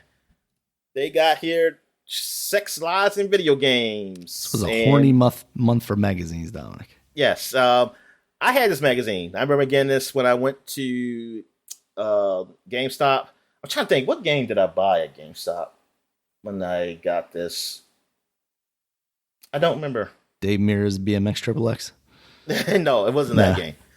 But yeah, I had this cover, and I was always afraid to like be reading it on a bus because I was like, oh man, it looks like I'm probably reading like a porn magazine or Maxim or something. Yeah. I look like a horny little teenager, even though I was. Maxim was pure, purely fine, Dominic. Yeah, well, it was socially acceptable porn at the time. Yeah, but this didn't feel weird looking at it on a bus, though. Yeah. I was subconscious, Daniel, because I was a teenager. I was going to puberty. Exactly. Everybody was. Yeah. All right. So that guy just straight up masturbating in the back of the bus. They got here 2 titles are set to change the games, to set the video games forever. But politics, big money, and your mother can make it impossible. Oh, no, not my mom. Yeah. It says find out why on page 30. What's her name? Mika? Her name is Mika. Is she a real person? I don't know. You have to do some research, Dominic. I'm mad they actually I have her name down here so you just know who she is or whatever. Maybe she is a real BMX. Is she a real BMX rider? I don't know. I'm too afraid to look at this point, Dominic. All right. So fall football featuring Marshall Faulk. Oh, Marshall Faulk, man. One of the great running backs out there, man. Big fan of his, but then he went on NFL Network and did some sexual harassment stuff, and now yeah, now just remembering that. That's why I see him, because he's out there like near the beginning when NFL Network was a thing. All right, so what else we have here? We have Ninja, Shinobi, Ninja Gaiden, Tenchu 3. All these games I did not play because I heard they were hard, so I never touched them. Oh, well, I did touch Ninja Gaiden, and then I realized it was hard. And Ninja Gaiden was definitely hard. All right. Over 50 games reviewed and previewed. Also, what we got here. Oh, starring Dave Mirra, BMX Triple X. And, the other cover to this was the beach volleyball, Dead or Alive. Yeah. Yeah, let me show that up here. And, and they have Hitami in the front. Yep. In her bikini. As they were like that in fighting too. I was always trying to like those bikinis. I was playing Dead or Alive. I never played I don't think I ever played the beach volleyball games. I don't even think like the new one. Did they even have a demo on the Xbox? I don't think they did. I don't think so. So I never played them. Yeah. What's weird is like I don't know which cover is more embarrassing to like be caught out in public with, because like the BMX Triple X one, she's just got straight up hard nipples in a white tank top. But like Hitomi is just young looking. Yeah, she really is. Yeah, I mean, that would be fine if it weren't for the fact that she just has childish features. I see that now, but when I was younger, she looked like, my age or a little older or something. Yeah, because she was. Exactly. All right. So, what we at here? We're going to another magazine here. We're going to PlayStation Magazine, and I guess it's someone sexy too. You got a little sexy Laura Croft, and this guy, I don't know, he seems really into it. Taking this photo. It's to that new Tomb Raider game, Tomb Raider Return to Greatness, which I think some people argue that is not true. I would agree, because I think this is talking about Angel of Darkness. So yeah, did you ever play it? Pretty much the low point. I tried playing it on the PC at one point, and it just, I don't remember if it was a combination of my PC not working very well on it at the time, or the controls being awful, or a little bit of both. But I think it was a little bit of both. Oh look, this is 100% independent, Daniel. PlayStation 2 magazine. And got Sony's grubby hands on it, keeping us away from these swimsuit specials. Oh, man, look, it was a horny muff. Third annual. This is the third annual, though. swimsuit special. The hottest game girls, the smallest bikinis. This is what you want, people. Got turned to page 52 immediately. E3 blowout, 200 new games. The Look top 10 games that Game you must Informer's buy. only got like 50. And this got 200 just on one 200. system, Daniel. Yep. It's crazy. Exactly. America's Best PlayStation 2 magazine. Metal Gear Substance. Oh, yeah. I was I don't know. Substance, did it come on the same time as the PlayStation 2 one, or the Xbox one came out first? I think they came at the same time. Okay. But the Xbox version was superior because like it looked better or whatever. Yeah. And wait a minute, you could skateboard in Substance? Yeah, they had like that special mode that ended up turning into that Konami skateboarding game eventually. Yeah, that's right. I remember. I never did get Substance. You could skateboard on the tanker. I just didn't see, like, I didn't want to play full price for a game that I already had that had some extra shit. And plus, I didn't really have a job, so I was going to ask somebody to buy it for me anyway. All right, so Not a Hoax, VR missions, new secrets, play as Snake and Skate. We already talked about that. Plus, I guess that is a big thing. You could actually play as Snake in that game. It's Metal Gear Solid 2 making of DVD. Ooh. Oh, I don't know how good it is, because I know that Final Fantasy one, when I bought the collector's edition, that was oh my God. It was Final Fantasy 12 collector's case I got it from Target. It was a ripoff. I shouldn't have paid $10 more for that. All I got was like this DVD. It was a making of, but it was so bland and with it and everything. I was like, man, this ain't like a making of like I see on those DVDs I be watching on movies, man. It's like, this sucks. It's like that's still keeping a secret. I know y'all be having suicides and stuff and having in these places. I don't think they're gonna talk about that in the DVD down. All right, I just want to be like, hey, why I don't see this guy anymore that you saw at the beginning? That's all. Yikes! All right, Dark Cloud 2. Oh yeah, I like that game. Dark Cloud 2 was definitely a whole lot better. Killer. Whole lot better than the first one. Yeah. It wasn't Zelda killer. It was a Zelda the Moon one killer. Majora's Mask. Killer. Majora's Mask, yeah. But the top selling series is back. Top selling, I mean, okay. I guess eventually did get the PlayStation Greatest Hits, but will you ever recognize it? Will you even recognize it? I'm sorry, this goddamn font is so small. Yeah, I mean, I like because they had a cel shaded look. That was pretty good, and I like the building mechanics, and it was a whole lot better in the RPG style. It wasn't like you were going the same fucking dungeon like every time. Even though it was like random generated dungeons in the first one, but it looked the same. I mean, it was still the same. It was just like you just going in a hole, like a freaking mold hole or whatever. Yeah, it was. I don't know why that game got rated so good. It was rated as good as it was. And then it sold, I think it probably sold much because it wasn't that many games out. I mean, it sold a lot. Or definitely more than I would think it should sold. Oh, what Aggressive Endline. I think we talked about that. The Market Cry, definitely. And Stuntman. I was somewhat interested in that game. Plus Shinobi, Contra, and Rygar. I did play Contra. I don't know. I think I played the demo. I think there was a demo of Rygar. So I felt like I played that. Okay.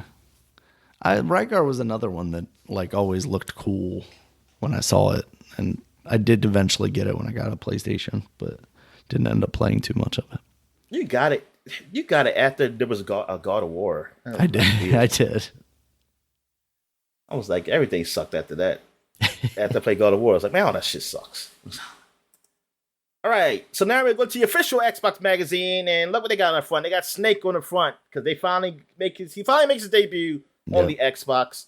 Metal Gear Solid 2 Substance. Looking like straight up trash on this cover. Like who approved like this screenshot? Exactly. Don't just take screenshots from the game and put it on the cover. I know they and blow it up. Look in the corner here. You got the Ditto Live Extreme Beach Volleyball. Totally down the corny. They were horny that month. Online Unleashed. Find out what you will be playing and paying. And who's going to be harassing you online. Yeah, Football Frenzy, the 3 greatest gridiron games ever made. Madden, Fever, and 2K3. Look at that. 3 Fever. of them. Yep. 3 of them. People were so excited about Fever. Beaver had good graphics. Yeah, that's true. That's about using it. the full power of the Xbox, Dominic. Full power of the Xbox and Peyton Manning. And over 50 Xbox stunners. Ain't like what was the other one? Like 200? Sorry, Xbox. Exactly. Boo, take that. PSM's got 3, 200, 500, whatever. Including Lamborghini, Tony Hawk 4, Panzer Dragoon Orta, Wolverine's Revenge, Shenmue 2, and BC. Oh yeah, BC, I remember that. It really said Lamborghini. The car is a game. That's what to say. I think it was like Lamborghini something. I don't think it was just called Lamborghini. But Wolverine's Revenge, I'm trying to remember that. I don't know which one that was. So all I can think of is Wolverine movie, but I know that is definitely Fallout. X2, Wolverine's Revenge. Starring Hugh Jackman. Oh, it is off the movie, but not the movie I'm thinking about. I'm thinking Origins. No, yeah, right. And this ain't get rated all that great. No. But what you gotta compare it to, Daniel? Spider-Man games? Yeah, that's it. You're just mad because you couldn't swing around. I'm always mad when I can't swing around. All right, so what else we got here? What other cover we got here? We got PC Gamer. And this is issue 100, man. This is a collector's edition. Yep, it's right here, too. Special collector's edition. And it's the world's best-selling PC game magazine. Yeah. Yep, digitally. Got it right here. And Warcraft 3 exclusive review.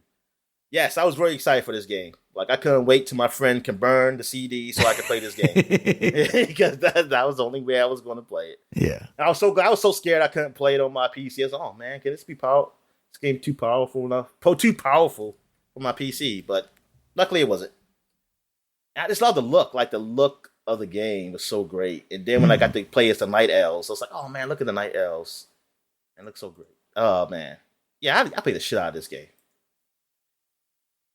All right, so now we're going back 30 years. We'll look at what Electronic Gaming Monthly had on the front. Oh, yeah, one of my favorite games, Sonic 2 on the front. Yeah.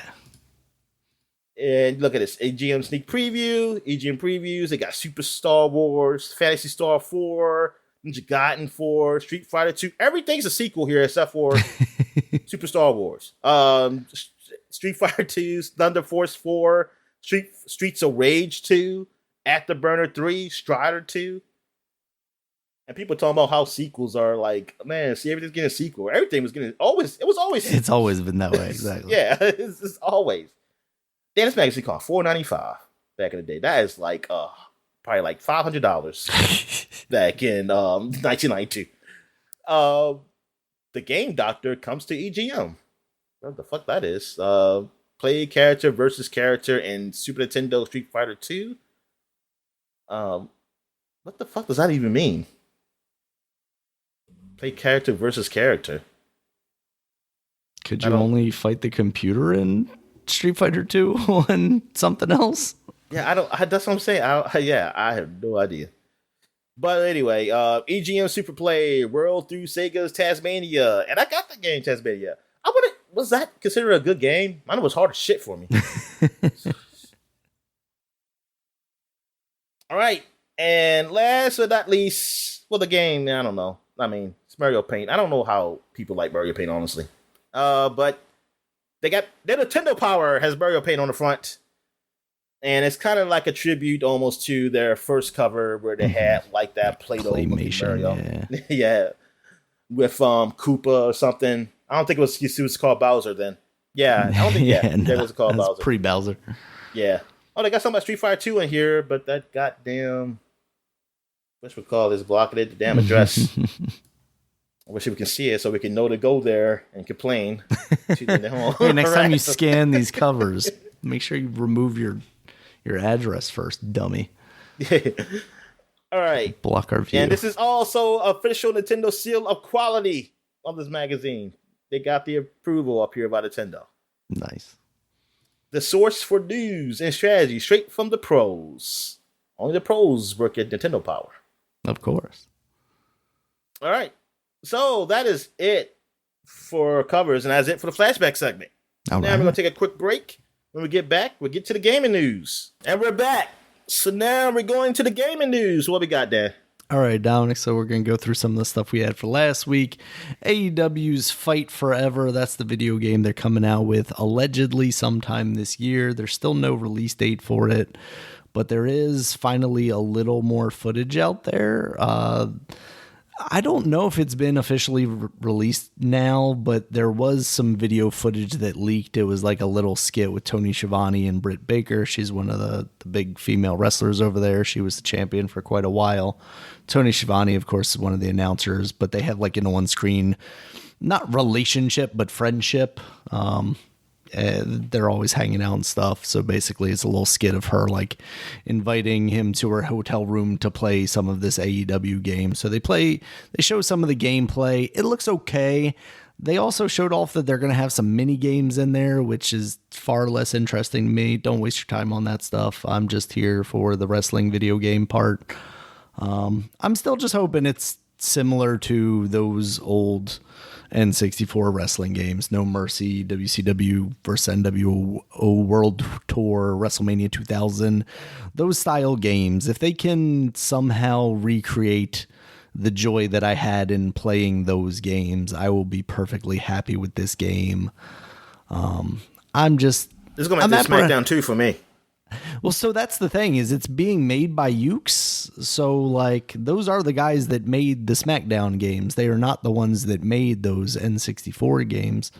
But they did bring in like the game director from those N64 games. So there's like a lineage of both of them. And I think a lot of the guys over there, as far as at least wrestlers go, and I don't know how much creative control or input they've had on this stuff. You know, they've kind of been the face talking about this. Like Kenny Omega's been out there a lot talking about it. One of the referees, Aubrey Edwards, she actually had a past in video game development. She used to work for a studio before she kind of did this full time. So they've kind of been the faces out there talking about this game. But this is kind of the first time we're really seeing any sort of like at length gameplay footage of it. And for a game that's rumored to be coming out this year, I mean, some of the rumors are placing it as coming out in September, which we're a month away and we've seen like one gameplay video of this. And that's still like a little bit gussied up. It's not just someone sitting there playing the game. That seems a little suspicious to me. I hope it comes out soon if it's ready, but obviously if it needs work, then put it back in the oven for however long it needs to be in there, because I want this game to be good. You know, AEW is a league that's doing their best to be kind of an alternative to WWE, or at least what Vince McMahon's WWE is now, because we're seeing with Triple H taking over creative at WWE that the product is already kind of taking a drastically different direction. He's bringing in people that have left, you know, or been released rather, already, like basically every show since he's come back. So it's been kind of crazy. But I want their video game to be that for those WWE games, because the last one I really seriously put any time into was the one that had Stone Cold on the cover, which at this point was like 4 years ago, something like that.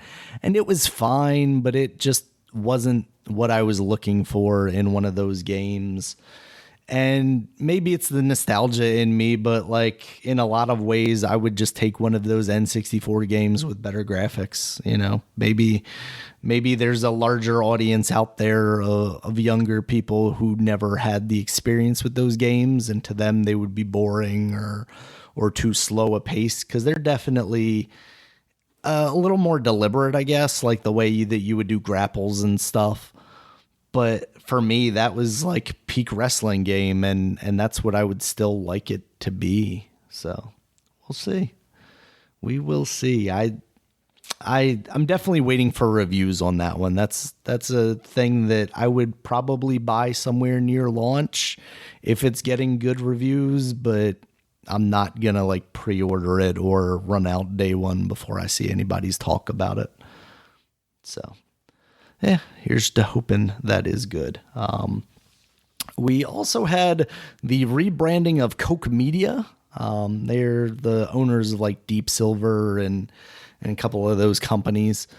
They're now going to be called PlayOn, or Play On, but they're spelling it Plaion.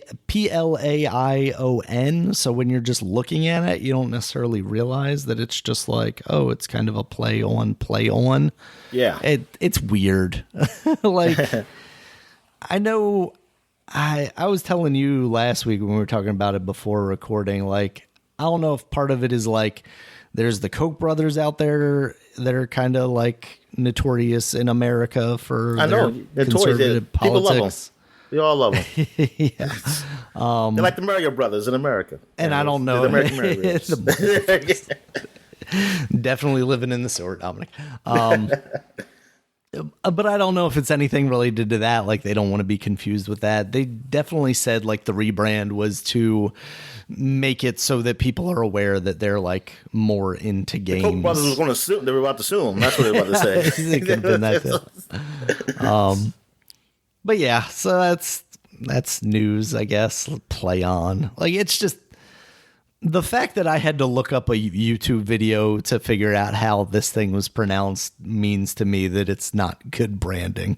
But, you know, in a year from now, when everyone's used to it, I'm sure it'll be perfectly fine. If they last, they'll be fine, Dominic. I think I hope they'll so. be fine. Because I'm not gonna say that because I don't know if they're, because everything's like consolidating, right? So there's like the what is the company? Embracer Group. Like, I think they own them. See, now I said it because, you know, I couldn't stop myself. But okay, Embracer Group owns Nordic Games. Who else do they own? Governance. I don't want to know about, like, just give me a list of the companies that you own. Because I think they also own THQ, who I don't think I mentioned. Yeah, because THQ is Nordic. Who else do they own here? Oh, here we go. List of subsidiaries.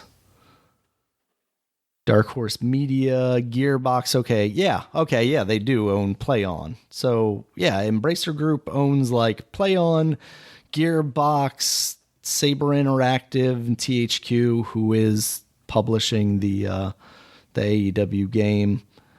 So it's weird. I don't know. Like, everything's getting smaller, Dominic, while the world is getting bigger. All these companies are kind of gobbling everything up, and I don't know. I'm of two minds of that because, like, obviously I've talked pretty positively about the Microsoft acquisition of Activision, but like so much of that for me is because I felt like Activision was mishandling their properties in a way that I think Microsoft could actually resolve. Mm-hmm. But I don't know if I would feel the same way if it was like Embracer Group buying Activision. I guess because they don't necessarily have a track record of bringing the things back in the right way, right? Yeah.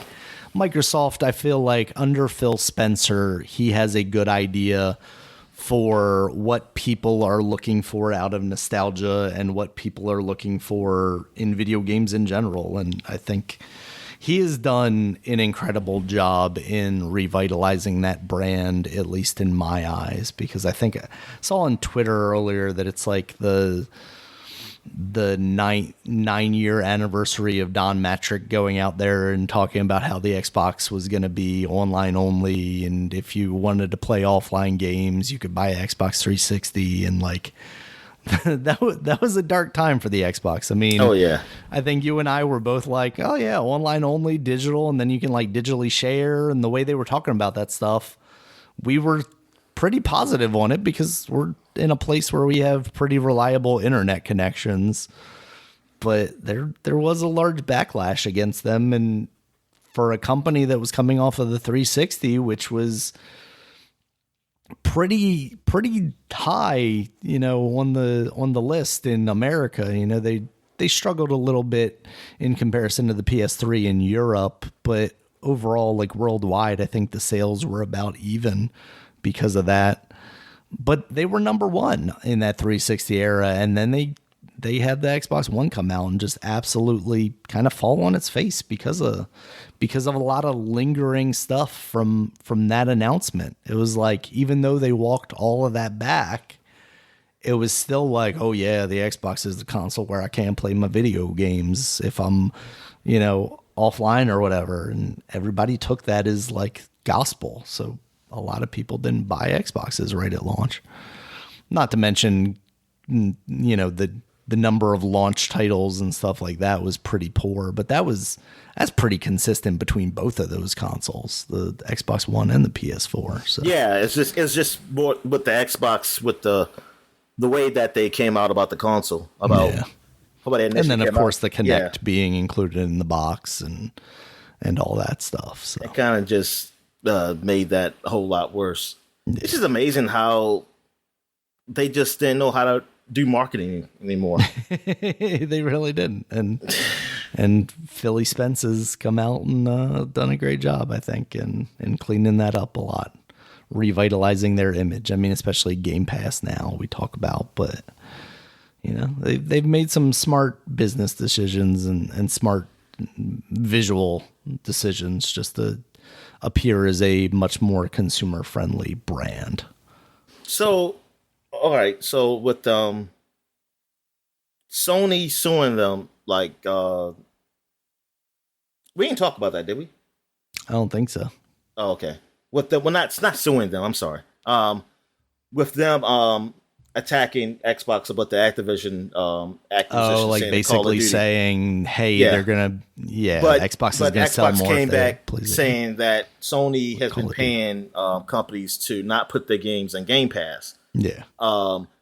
And like some people were like upset, saying, well, that's just like an exclusive deal. And I'm saying, like, wait a minute, Xbox, they weren't saying anything about it until Sony came at them about Call of Duty, right, saying it was like one of the essential games or something like that. And yeah, they never came out and said that until that. So I think at that is all fair game. It's like, wait a minute, if one company's attacking somebody for possibly keeping, because we still don't know what they're going to do with Call of Duty. We don't know if they're going to make it exclusive to Xbox. Know, Dominic. We know. But they, but them saying that they're going to possibly taking it away can mess up the market or something. Sony's getting mad, upset about that. Yeah, then Xbox bringing up about Sony doing deals, keeping games from their Game Pass. Yeah, I mean, I think that's a good argument. It's like, wait a minute, if you gotta we're doing. What's the difference between what we're doing than what you're doing? Like, what makes it any better? What makes it worse or better, or whatever you want to look at it. So yeah, I mean, I don't like it either way. I mean, either way, like I will. Hey, Call of Duty can be all the consoles. I mean, be honest, I get what Xbox is doing, but hey, Sony went and got Bungie. They went and got Destiny right after that. Yeah. Now you can. There's an argument to say like, hey, Call of Duty is bigger than Destiny, and yeah, it is, but it's not like it's nothing either. Yeah, absolutely. So, I mean, but I also like knowing that. I mean, we always suspected that. I always suspected that because I always thought like, why some games don't come on Xbox? Because I'm like, now them specifically just saying Game Pass is something different, but I can definitely see that because I think they're doing it. They're saying, hey, you can't come out on this console, like at all. Just specifically this one, because you see them on everything else except for the Xbox. I'm like, why did this game didn't come out here? Yeah, because the reality is like the Xbox is their only direct competitor. The Switch just isn't. It's in its own class of thing, and the same with PC. Exactly. And just the funny thing with the Switch is like their consoles, I mean, just like the Wii, it sells like hotcakes. Like they just sell a lot. But the games, it's just certain games that sell. Yeah. On your Mario Karts, your Nintendo first parties, mostly. Yeah. It's not like a third party game sells like I'm trying to think. like because the third party games like Call of Duty, they're not even on that console. No. And Yeah, because it's just for an audience. It really is. Exactly. So that's why it's like Class's own. I mean, yeah, you go by the sales and stuff. Say, hey, like it's kicking those guys' butts because it's just selling so many consoles and stuff. That's true, but it's just different. It's just just like how the Wii was.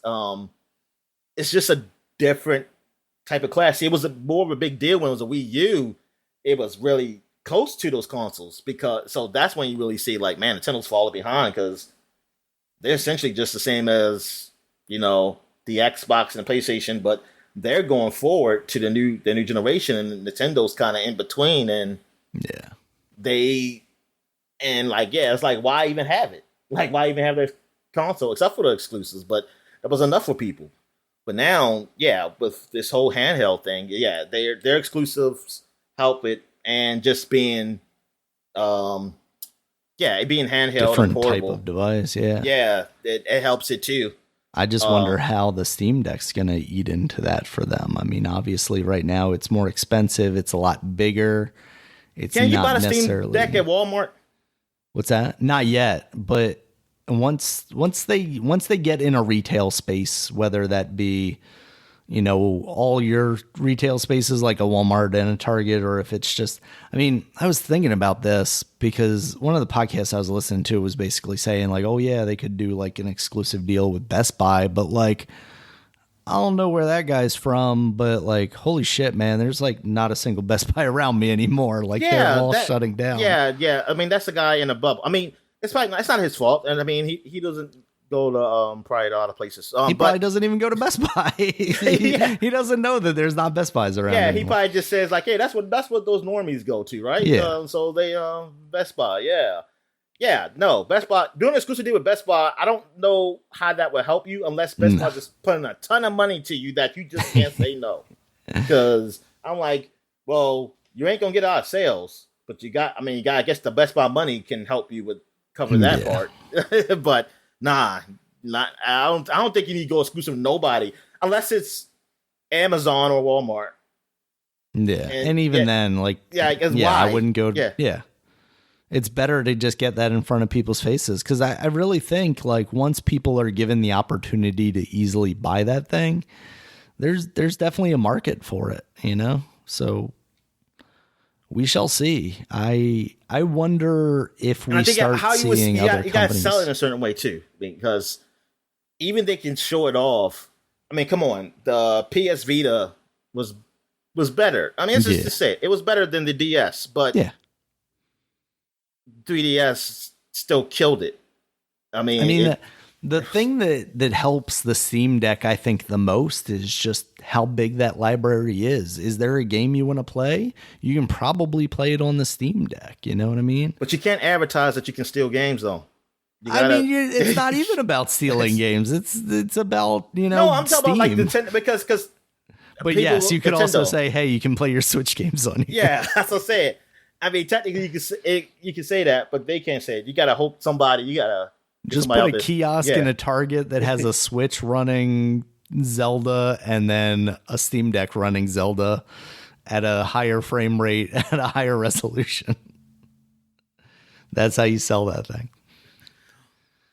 But it will sell it to me. Like I said, I just wanted, can their marketing do it? Can their marketing do it so they can get it out there so people will grab it? Yeah. I guess it got just be like Switch sales, but just good enough sales. I mean, that is the thing that does concern me a little bit. I mean, I don't really care either way. It's not like I'm bought into Steam, but yeah. I don't necessarily think that Valve's like PR is very good. Like, there's I haven't really noticed anything. They've never had to advertise anything, right? Like, it's basically been like, our fans sell these. I mean, the quality of the things that they put out usually are what sell their things. But like, we saw them flop with the Steam boxes. We saw the Steam controller go absolutely nowhere. The HTC. So well, the crazy thing about that is you look at Steam and their sales charts, and that's still like number one every time you look at that chart. Now, one could argue that, you sell two of those things and that's $2,000 right there. So that's more sales than a 40 or 30 or $60 they don't go by units, game. they just go by money. Oh, okay. I'm thinking that's the way it's got to be. There's no way that a piece of hardware is selling more than whatever your top game is, piece wise. So I'm thinking it's got to be by dollars. So because they just can't produce that many, I would imagine. But with it being always up there, like it seems like it's still popular to somebody, and I don't know if that's like an industry that's using them, because like VR really does have a lot of applications outside of just entertainment that it could change things in a lot of ways. I mean, you've seen, or at least I've seen some stories of like doctors performing surgeries remotely because they're using VR headsets and remote equipment. Like that's incredible, but like even and scary. And scary. But also things like just architecture and building services and stuff like that. You can literally just build a 3D representation of the thing that you're going to eventually physically build and have someone be able to walk through that and imagine it. Like for sales, I feel like that's just an incredible tool. Not to mention, whatever Tony Stark-esque engineering stuff that you can do with it. You know what I mean? Yeah. In a lot of ways, I mean, the tools need to be designed for it, but because in a lot of ways you think about stuff like that and how precise some things need to be. And it feels like the mouse would be more appropriate than your hand waving around, but maybe it's just the level of tracking that needs to improve or the way that those programs need to be designed to minimize error in input, I guess. But I mean, VR, it could be incredible. I mean, right now it's definitely still in its infancies. And part of me thinks we're starting to grow out of that a little bit because Meta feels like it can raise the price on it. So it's not like, hey, we're just trying to get as many people to get a headset as possible. Now it's into like, oh, this headset is popular, people want it, now we can charge them whatever we want to get from it. So I really don't know where that stuff goes. Honestly, I don't even know where this conversation started. Well, it started because you was talking. Honestly, I wasn't paying attention, but I heard you talk about with the Switch and the Steam Deck and all that. No, before that, it was with it was about Xbox and right, yeah, because we were talking about the competition stuff, and then okay, that was a long journey, Dominic. Yeah. So, anything else before we go on to the next one? But yeah, I mean, I think we're good. I think we're good. All right, Dominic. So last week there was also a Pokemon Direct, and with that came out some news. You got a legendary at the beginning of the game that is also used as like your transportation. Like these guys got wheels, they got jets on them. They're flying, driving, climbing. Although this red one, for whatever reason, has wheels, but is just walking everywhere. Seems like he's not taking full advantage of his anatomy. Because and his was inputted like unlike the other one. They saw the other one. It was like, hey, we want this one to have wheels too. And the humans, they just put it on him, and he doesn't know what to do with them. Talking like Nazi level fucking the modification of Pokemon that these human beings are doing in this region, Dominic. I don't know this is appropriate anymore. I mean, I'm okay with just like capturing them in a tiny space and sending them out when you want to fight each other, but putting wheels on them, that's wrong. I mean, the game, it looks like it looks good, like we said before with the previous ones, and what we saw of this one before is that, hey, this was like maybe like 10 years ago, or maybe a little bit more, probably. It will be like, yeah, we finally got here, but it took them like 20 plus years. This is the Pokemon game we should have got on the GameCube. Yeah, it should have been. This is like a GameCube. Yeah, this is what we should have had in the GameCube.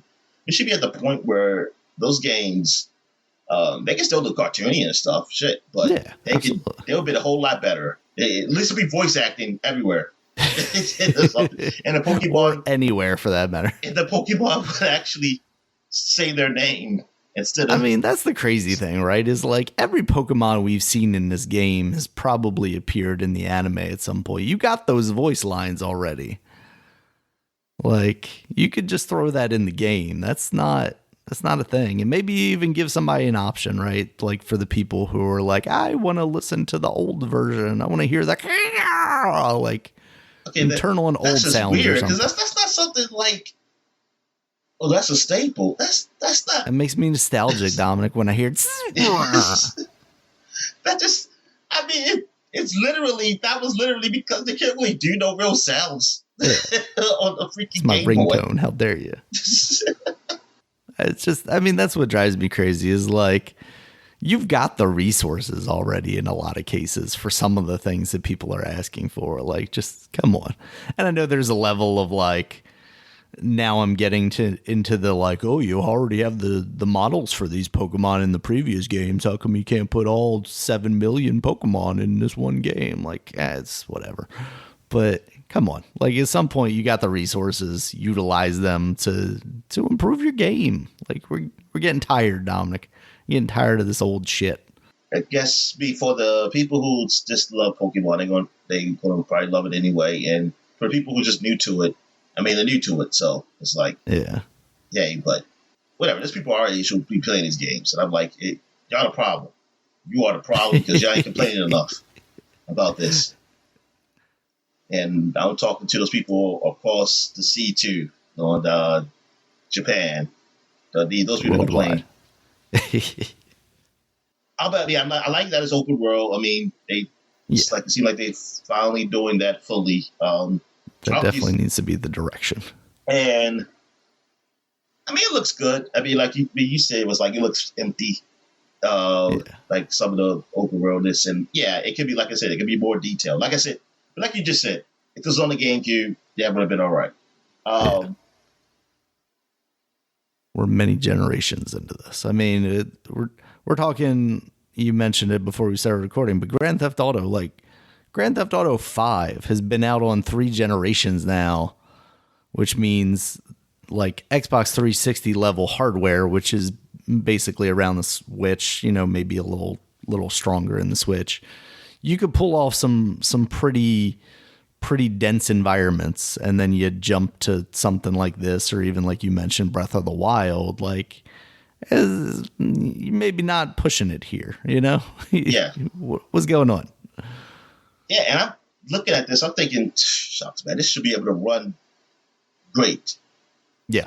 And you know there's going to be rough spots once you get like 3 Pidgeys on screen or whatever at one time. Yeah, like this is just run like really like perfectly, like don't slow down. But yeah, what else? How's something else about this? But back to those legendaries. Yeah. I mean, like when do you get them? Like they show them off. I mean, like how far in the game will it be the point where I even care to fly around, or I haven't been mostly everywhere where it's just a few places I just haven't been.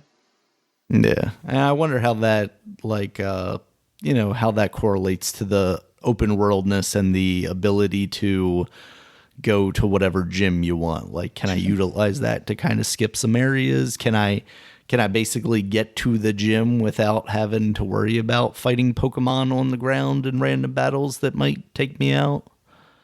Yeah, definitely want to see what the speedrunning community ends up doing with this game, if it is as open as they seemingly make it out to be. Well, yeah, I just don't. Yeah, they're also those legendaries are basically everything. Like you say, they got all the HMs because they even swim too. So yeah, I mean, even though he was using his wheels to swim.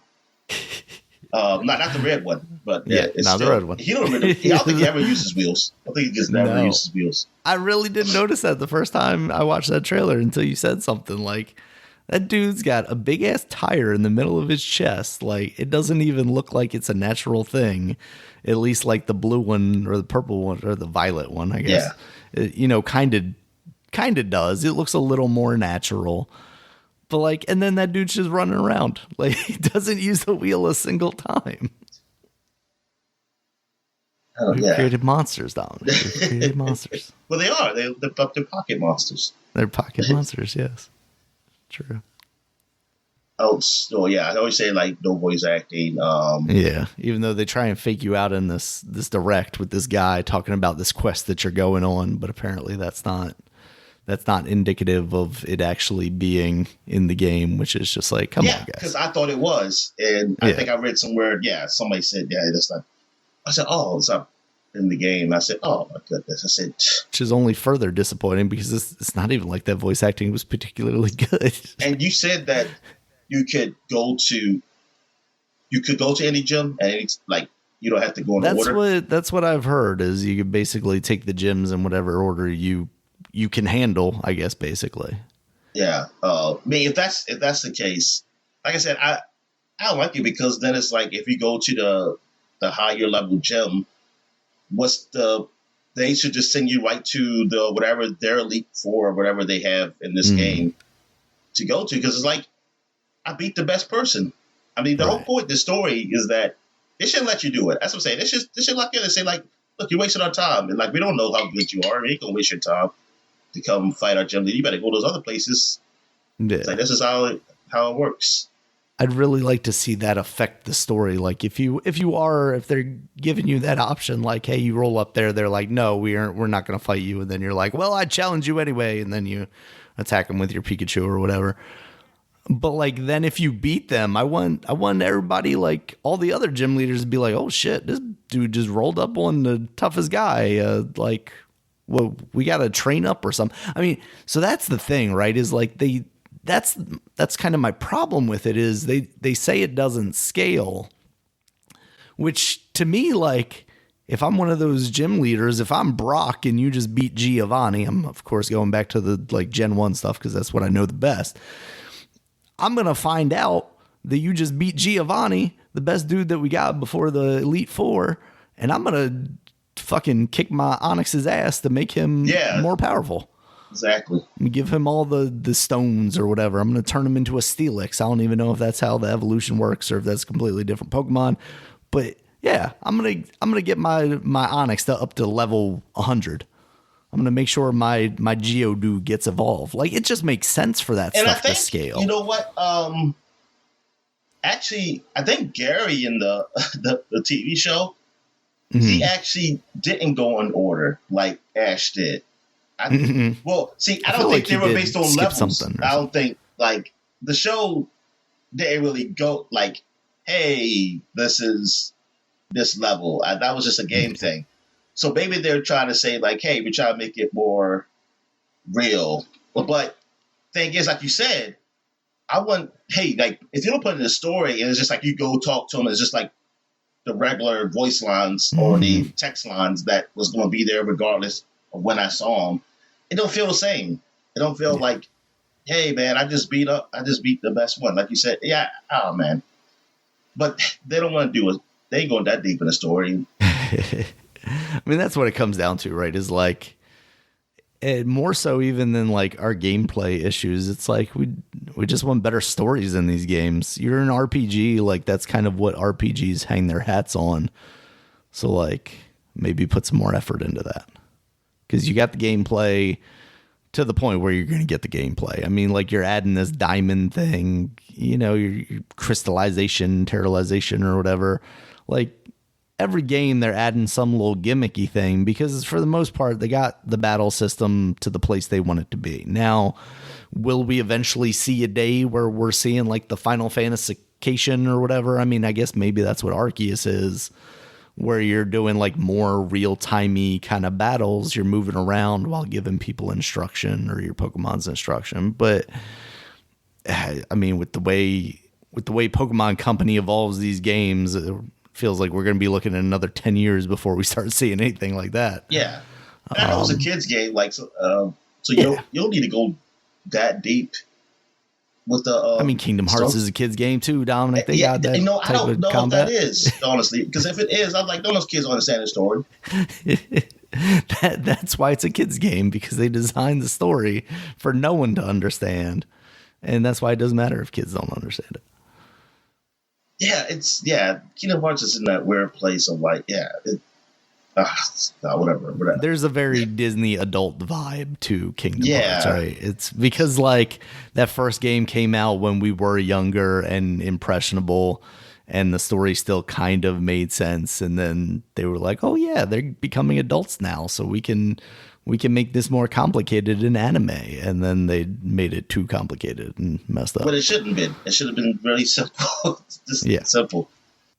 Should have just been Sora and the gang going to different Disney worlds trying to save Mickey or whatever the fuck happens in that game. I mean, that guy, it could still be. Their games have done it where it could be a thing for kids and still be a good story. You know, I mean, look at Grand Theft Auto. I mean, it's for kids and absolutely, it's a good story because there's a whole bunch of kids I know who's playing online on that thing. Yeah, but they're not engaging with the story, don't they? Grand Theft Auto is all about the gameplay for the kids. Yeah. There's just a story online in those missions. Yeah. Like, you can do it. Like, it can be done. It's just so frustrating because I was like, darn, man, y'all could really make the Pokemon game I want. And it's like, y'all somewhat there, but y'all just ain't one fully there. They're moving at a snail's pace. We definitely could have been a lot further in this evolutionary process of Pokemon games had they not just made a $1 trillion right off the bat, and then they were like, oh, we can just keep giving them the same shit every time. But admittedly, I'm part of the problem. I mean, up until like Emerald, I bought every one of those games, so yeah, and they were all the fucking same. I don't think I bought any Pokemon game.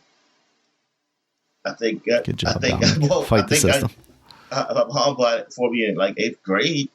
She bought Pokemon, but that was it. That was the only one I ever really got. The other ones I just played on emulator, or my friends. I bought it from my friends. I borrowed it from them, but yeah. All right. So what we got next? All right, Dominic, this last one from last week. This is more of a rumor thing, but allegedly Tencent is interested in becoming a majority shareholder in Ubisoft.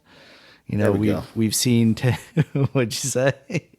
I said. There we go. Oh, okay, I thought you said hell no for a second. Oh. It's like these Chinese companies coming in and taking our European companies. I'm all for the Chinese overlords thing. I accept it. Yeah, I mean, we've seen them already invest in Riot. We've seen them invest in Epic.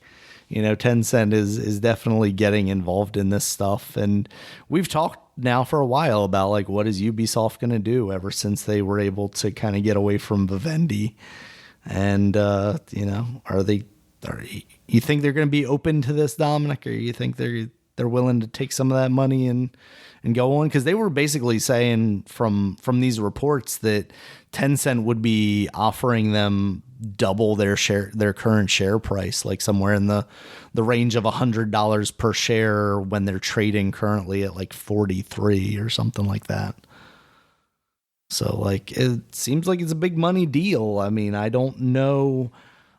I'll say this, like, it feels like Tencent's done a pretty good job of getting invested in these companies and then not having their fingerprints all over them. Like, it doesn't seem like these companies have changed the way that they do business because they've been involved with Tencent. So, yeah, I mean, I haven't seen that, so it's not a problem. I think Tencent, they're just getting ready when they take over, so they know like they have control of these companies.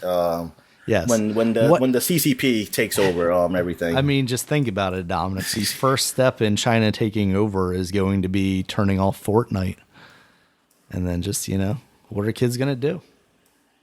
Or that's when they put the best Fortnite content in there so they distract the children. Because I feel like if you turn off Fortnite, you get them angry and riled up. Yeah, and all the guns in America, they're just going to take down China. I've seen... what is that? Red Dawn? I've seen that movie. Just teenage kids taking down the Chinese government. Or I think it was the Russian one. I've never seen the new one. I definitely have not. And Did they change that to North Korea or something like that? Yeah, I believe they did. Because it was originally supposed to be China. God.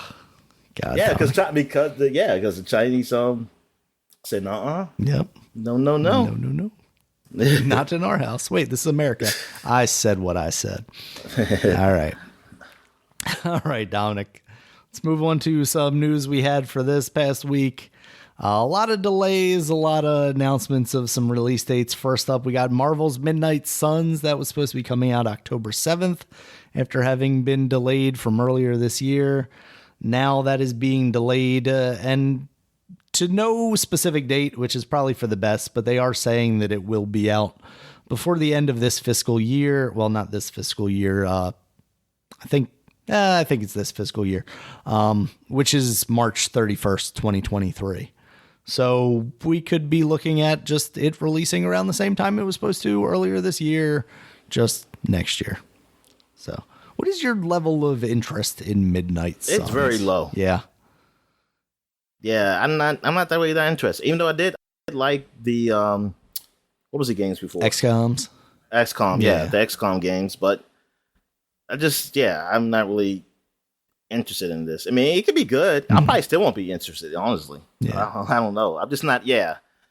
I mean, maybe it all depends how I feel when it comes out and where I'm at in my life and whatever. So I was like, hey, I'll play a game like this. Yeah, the card stuff is different. You know, it adds something different than XCOM. I don't know if I just want a Marvel XCOM, but at the same time, like, it's kind of off-putting to me because I don't like dealing with deck building stuff, especially when it's not. I don't want to say it's not the main focus of that game, because maybe it is. Maybe that's kind of what it is. But like, to me, the gameplay is the tactical aspect of it. So like, then I'm having to also deal with cards, and I don't like the randomness of the cards. Is, It's bad enough I'm taking a shot from a foot away and it's like 96% and I somehow still miss. So like, I'll need cards in there too. Heart of Cards is not with me sometimes, Dominic. All right, we got another delay. We got Hogwarts Legacy that has been delayed out of this year to February 10th, 2023. I didn't even know it was coming out this year. Yeah, I don't think they've given a specific date, but they kept saying like, hey, it's coming out this year, which should have just been a signal that it was coming out next year anyway. Yeah, because that's how everything has been over these past couple of years. We do have a new announcement of a release window, I guess you would say. They didn't give a specific date, but Metal Slug Tactics is coming out in 2023. So we got a new tactics game there. And Kirby's Dream Buffet, which I wrote a buffer here. I know, Dream Buffer. Michael Buffer. So let's get ready to rumble. That's coming out August 17th. It's going to be $15. That is the one that's kind of like a Fall Guys-esque thing. You're basically a Kirby racing down as a ball these courses, trying to collect the most food. It looks fun. $15, I don't know. I'm definitely going to have to wait to see more. What is the single-player aspect of the game? Like, it's just that. I don't think there's going to be much single player aspect to it at all, honestly. Which, like you and I were talking about, makes me think you maybe should have just made this a free to play, or as Nintendo likes to call them, free to start kind of game. Get people in there, let them try it out, see that it's a lot of fun, and then maybe sell them on some multiplayer mode to a real Kirby game. You know, like the one that came out earlier this year. Weird, huh? Could just put that in there. Yeah. I don't know. They've been doing a lot of weird like multiplayer stuff with Kirby since the Switch, and it feels like none of them have really hit. So yeah, we will see how Dream Buffet turns out. It's a cute premise, but I don't know. All right, Dominic, I should have rearranged these so we were talking about tactics stuff still, but Tactics Ogre Reborn, that is a remaster of the Tactics Ogre game. That's coming out November 11th from Square on PC, PS4, PS5, and Switch. Another game, Dominic, that they're trying to keep off the Xbox platform. This one adds voice acting and improved visuals. Have you ever been into these games? What do you think? Well, Tactics, or it's not that really into them, but I do play them. Because I played the Final Fantasy one, both of them, 1 and 2, the Tactics. Final Fantasy Tactics Advance 1 and 2. I do want to play Final Fantasy Tactics. I think there was a re-release. I don't know if it was a remaster of that one though. I think it was just a re-release of that one, and that's what Tactics Ogres basically is. It's like that, and I played a game that was on Game Gear. That was my first Tactics game. Wow. That's why I learned I really like the game. And I don't remember what it was called, but I didn't buy the game. My aunt used to work at the airport, and somebody had left their Game Gear stuff, and so she gave the Game Gear to my cousin and gave the games to me. She gave some games to me, so I already had a Game Gear, and that's where I had that game. And at first, I was thinking man, this game looks stupid. I don't know what this is. But then I think I was just bored one day. I was just trying it to see what the hell this is, and I got addicted to it. I was like, and I was I forgot it. Was that in elementary school? I think it was in late elementary school when I was really seriously started playing it. And then every now and then, I think I bored it out, and I would never have batteries, so I always just plugged it up next to my bed or something, and play it in middle school. I think through middle school and stuff, and even early high school, I would bring it out and just play the game. And because I used to like that tactic stuff, I gotta figure out how to bring how I'm gonna attack all these enemies or get to the boss or something. And I gotta remember what the game is called, but because the I know the cover of the game was kind of messed up, but I never read it. I always went past the screen, didn't even know what the hell the name was. But I played the hell out of that game, and I like those games. So when Final Fantasy Tactics Advance, I heard it was good, and then I finally got the DS. I said I want to get this game, Nice. and I started playing the hell out of that. And then 2 I borrowed. I played some of that. I didn't beat that one though. There was another one I played. I played a little bit of Disgaea, early Disgaea before. I think it was a demo though, but I really liked it. So I enjoy those games. I just never really buy them, but I do like them. Yeah. So I'm kind of curious about seeing this one day. Maybe it'll come on Game Pass. It's going to be a time they say, "Hey, we finally getting it. It's on Game Pass," and it's like, "Yay!" That does seem to be kind of the way that those go if they ever do make it to Xbox. So here's the hoping. All right, Dominic, we talked about Fortnite a little bit a couple minutes ago, but there's some new content coming to Fortnite. And it's going to be Dragon Ball, so we're going to get to see Goku shooting at people. This is a good time, I guess. These properties are just getting weirder and weirder. I know I'm kind of selective about when I talk about a Fortnite thing, but Dragon Ball feels like a pretty big get for Fortnite, even with as big a gets as Fortnite has gotten. I was about to say they get everything. Yeah.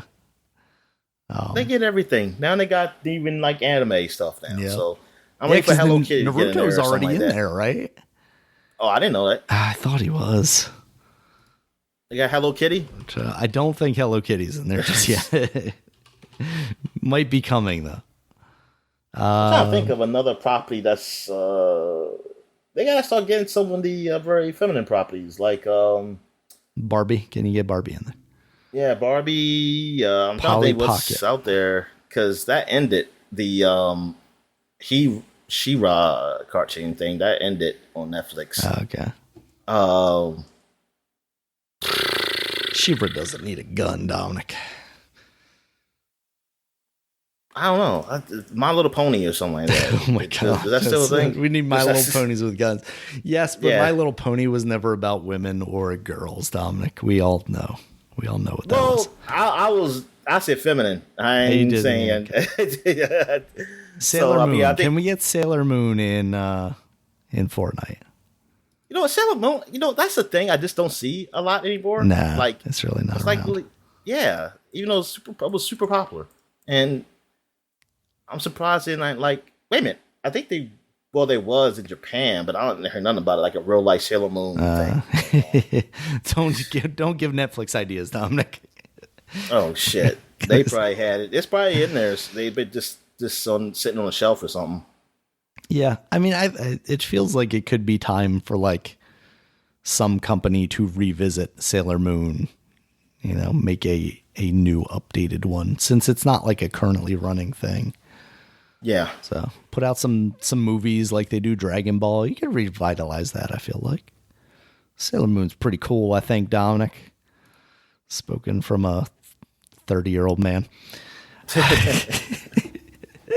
All right, Dominic. Speaking of Dragon Ball, though, Evo happened last weekend, and there were some announcements that came out of that, including Dragon Ball Fighter Z. It's going to be coming to the PS5 and Xbox Series X and S, and it's going to add rollback netcode. That an update for that will also be coming to PC. There's no word yet on when that will actually happen, and that is not coming to the last gen consoles, and no one said anything about Switch, which makes me think it's definitely not coming to the Switch version.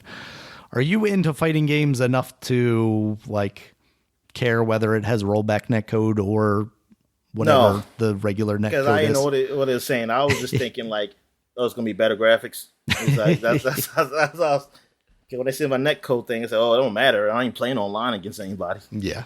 I mean, that's the thing for me. It's not even whether it provides a better experience or not. It's I'm just not going online, especially this late into the game's life cycle. The only people still playing that game are people that are far too good for me to play against.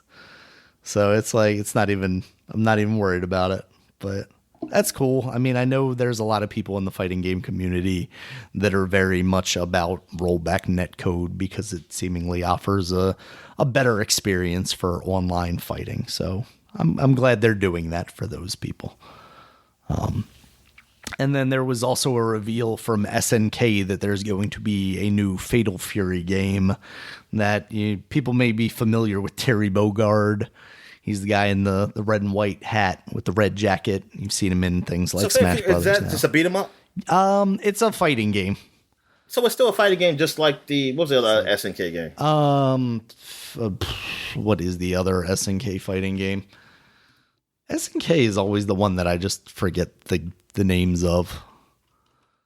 Never mind. Maybe it's called Fatal Fury. I don't know. But I thought there was another one. There's Samurai Showdown. They make that one. Okay. There's also that's what it was. Something Star Mark of Ninja, Mark of the Wolves. That's the one I'm thinking of. There's also that one. King of Fighters. That's the other one. King of Fighters. Yes, that's what it was. Yeah, King of Fighters. So they just came out with a King of Fighters game. Yeah.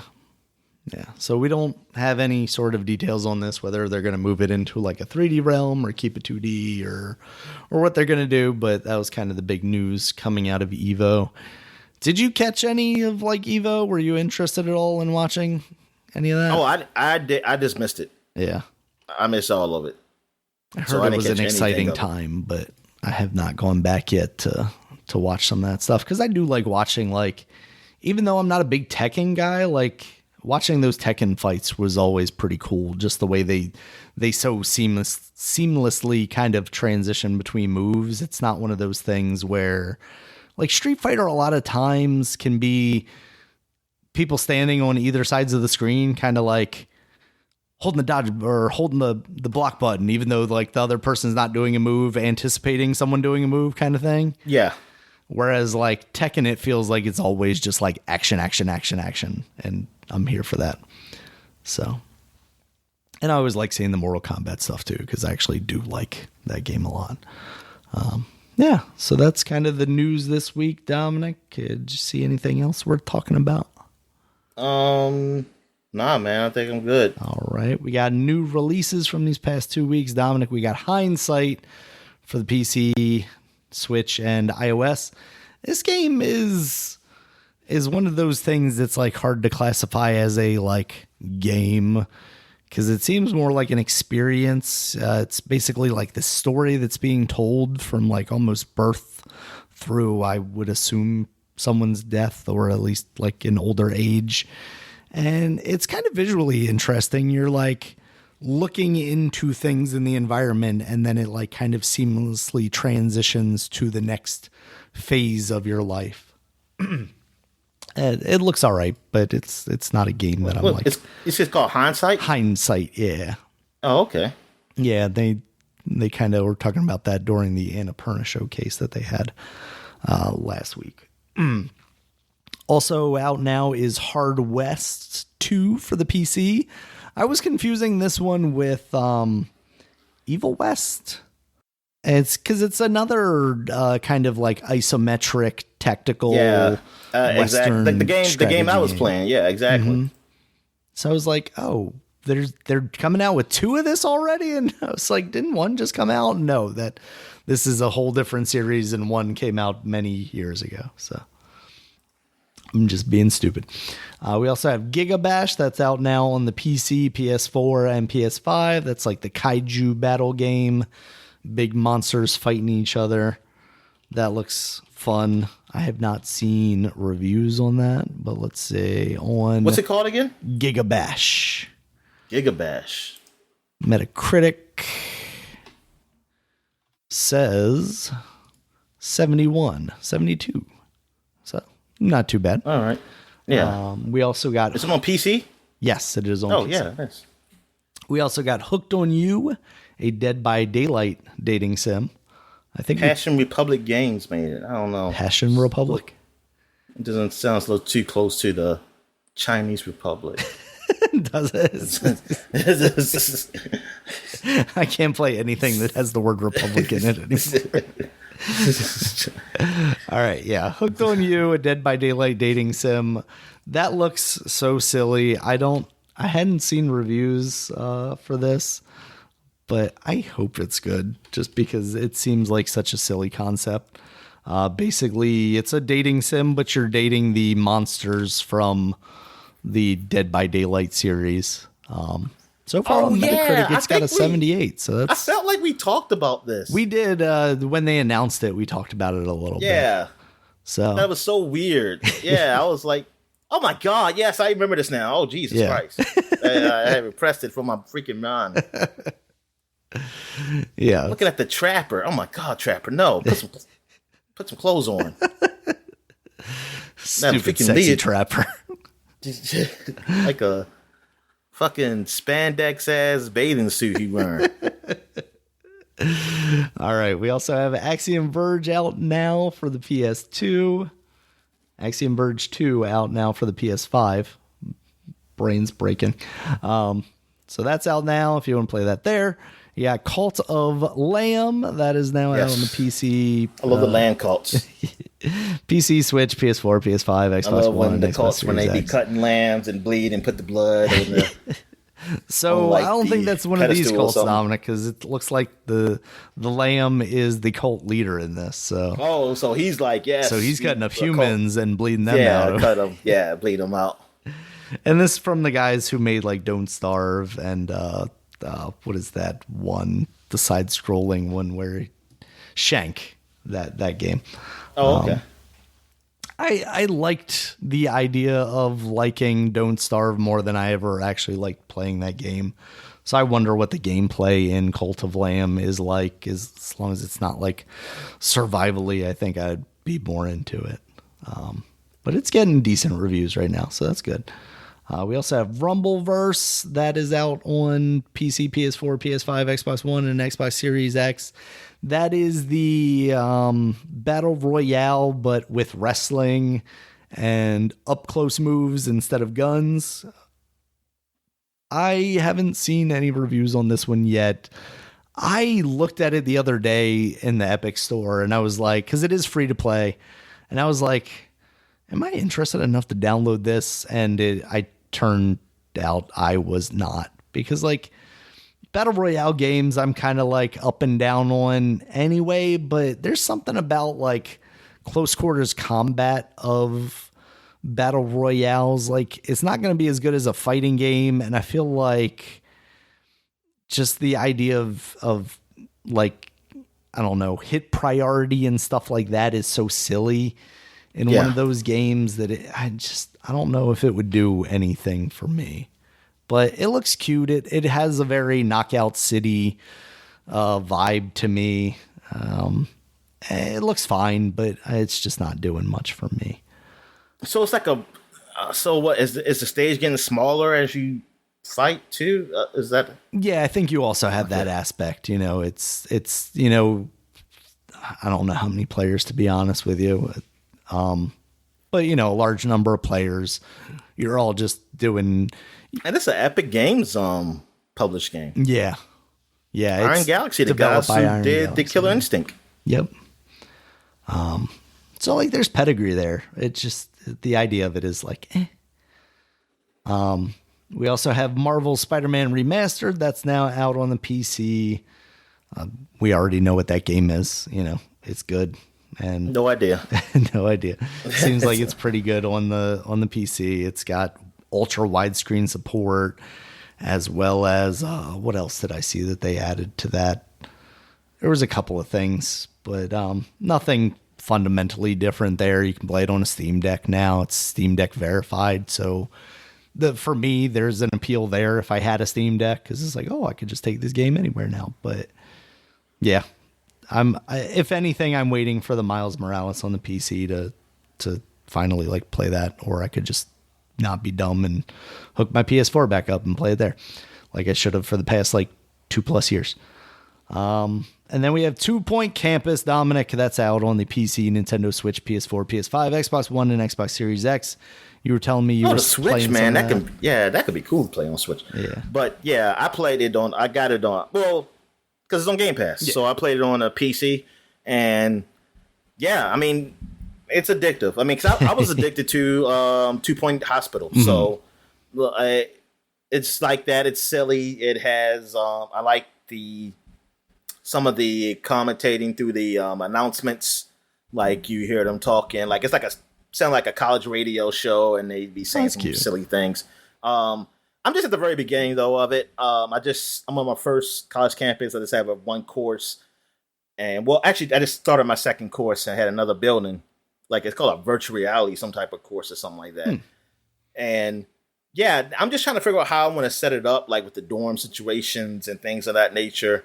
Co-ed dorms, Dominic. Always go with co-ed dorms. Well, they don't go Pacific with that. Okay. So I think they all just co-ed. It's just dorms.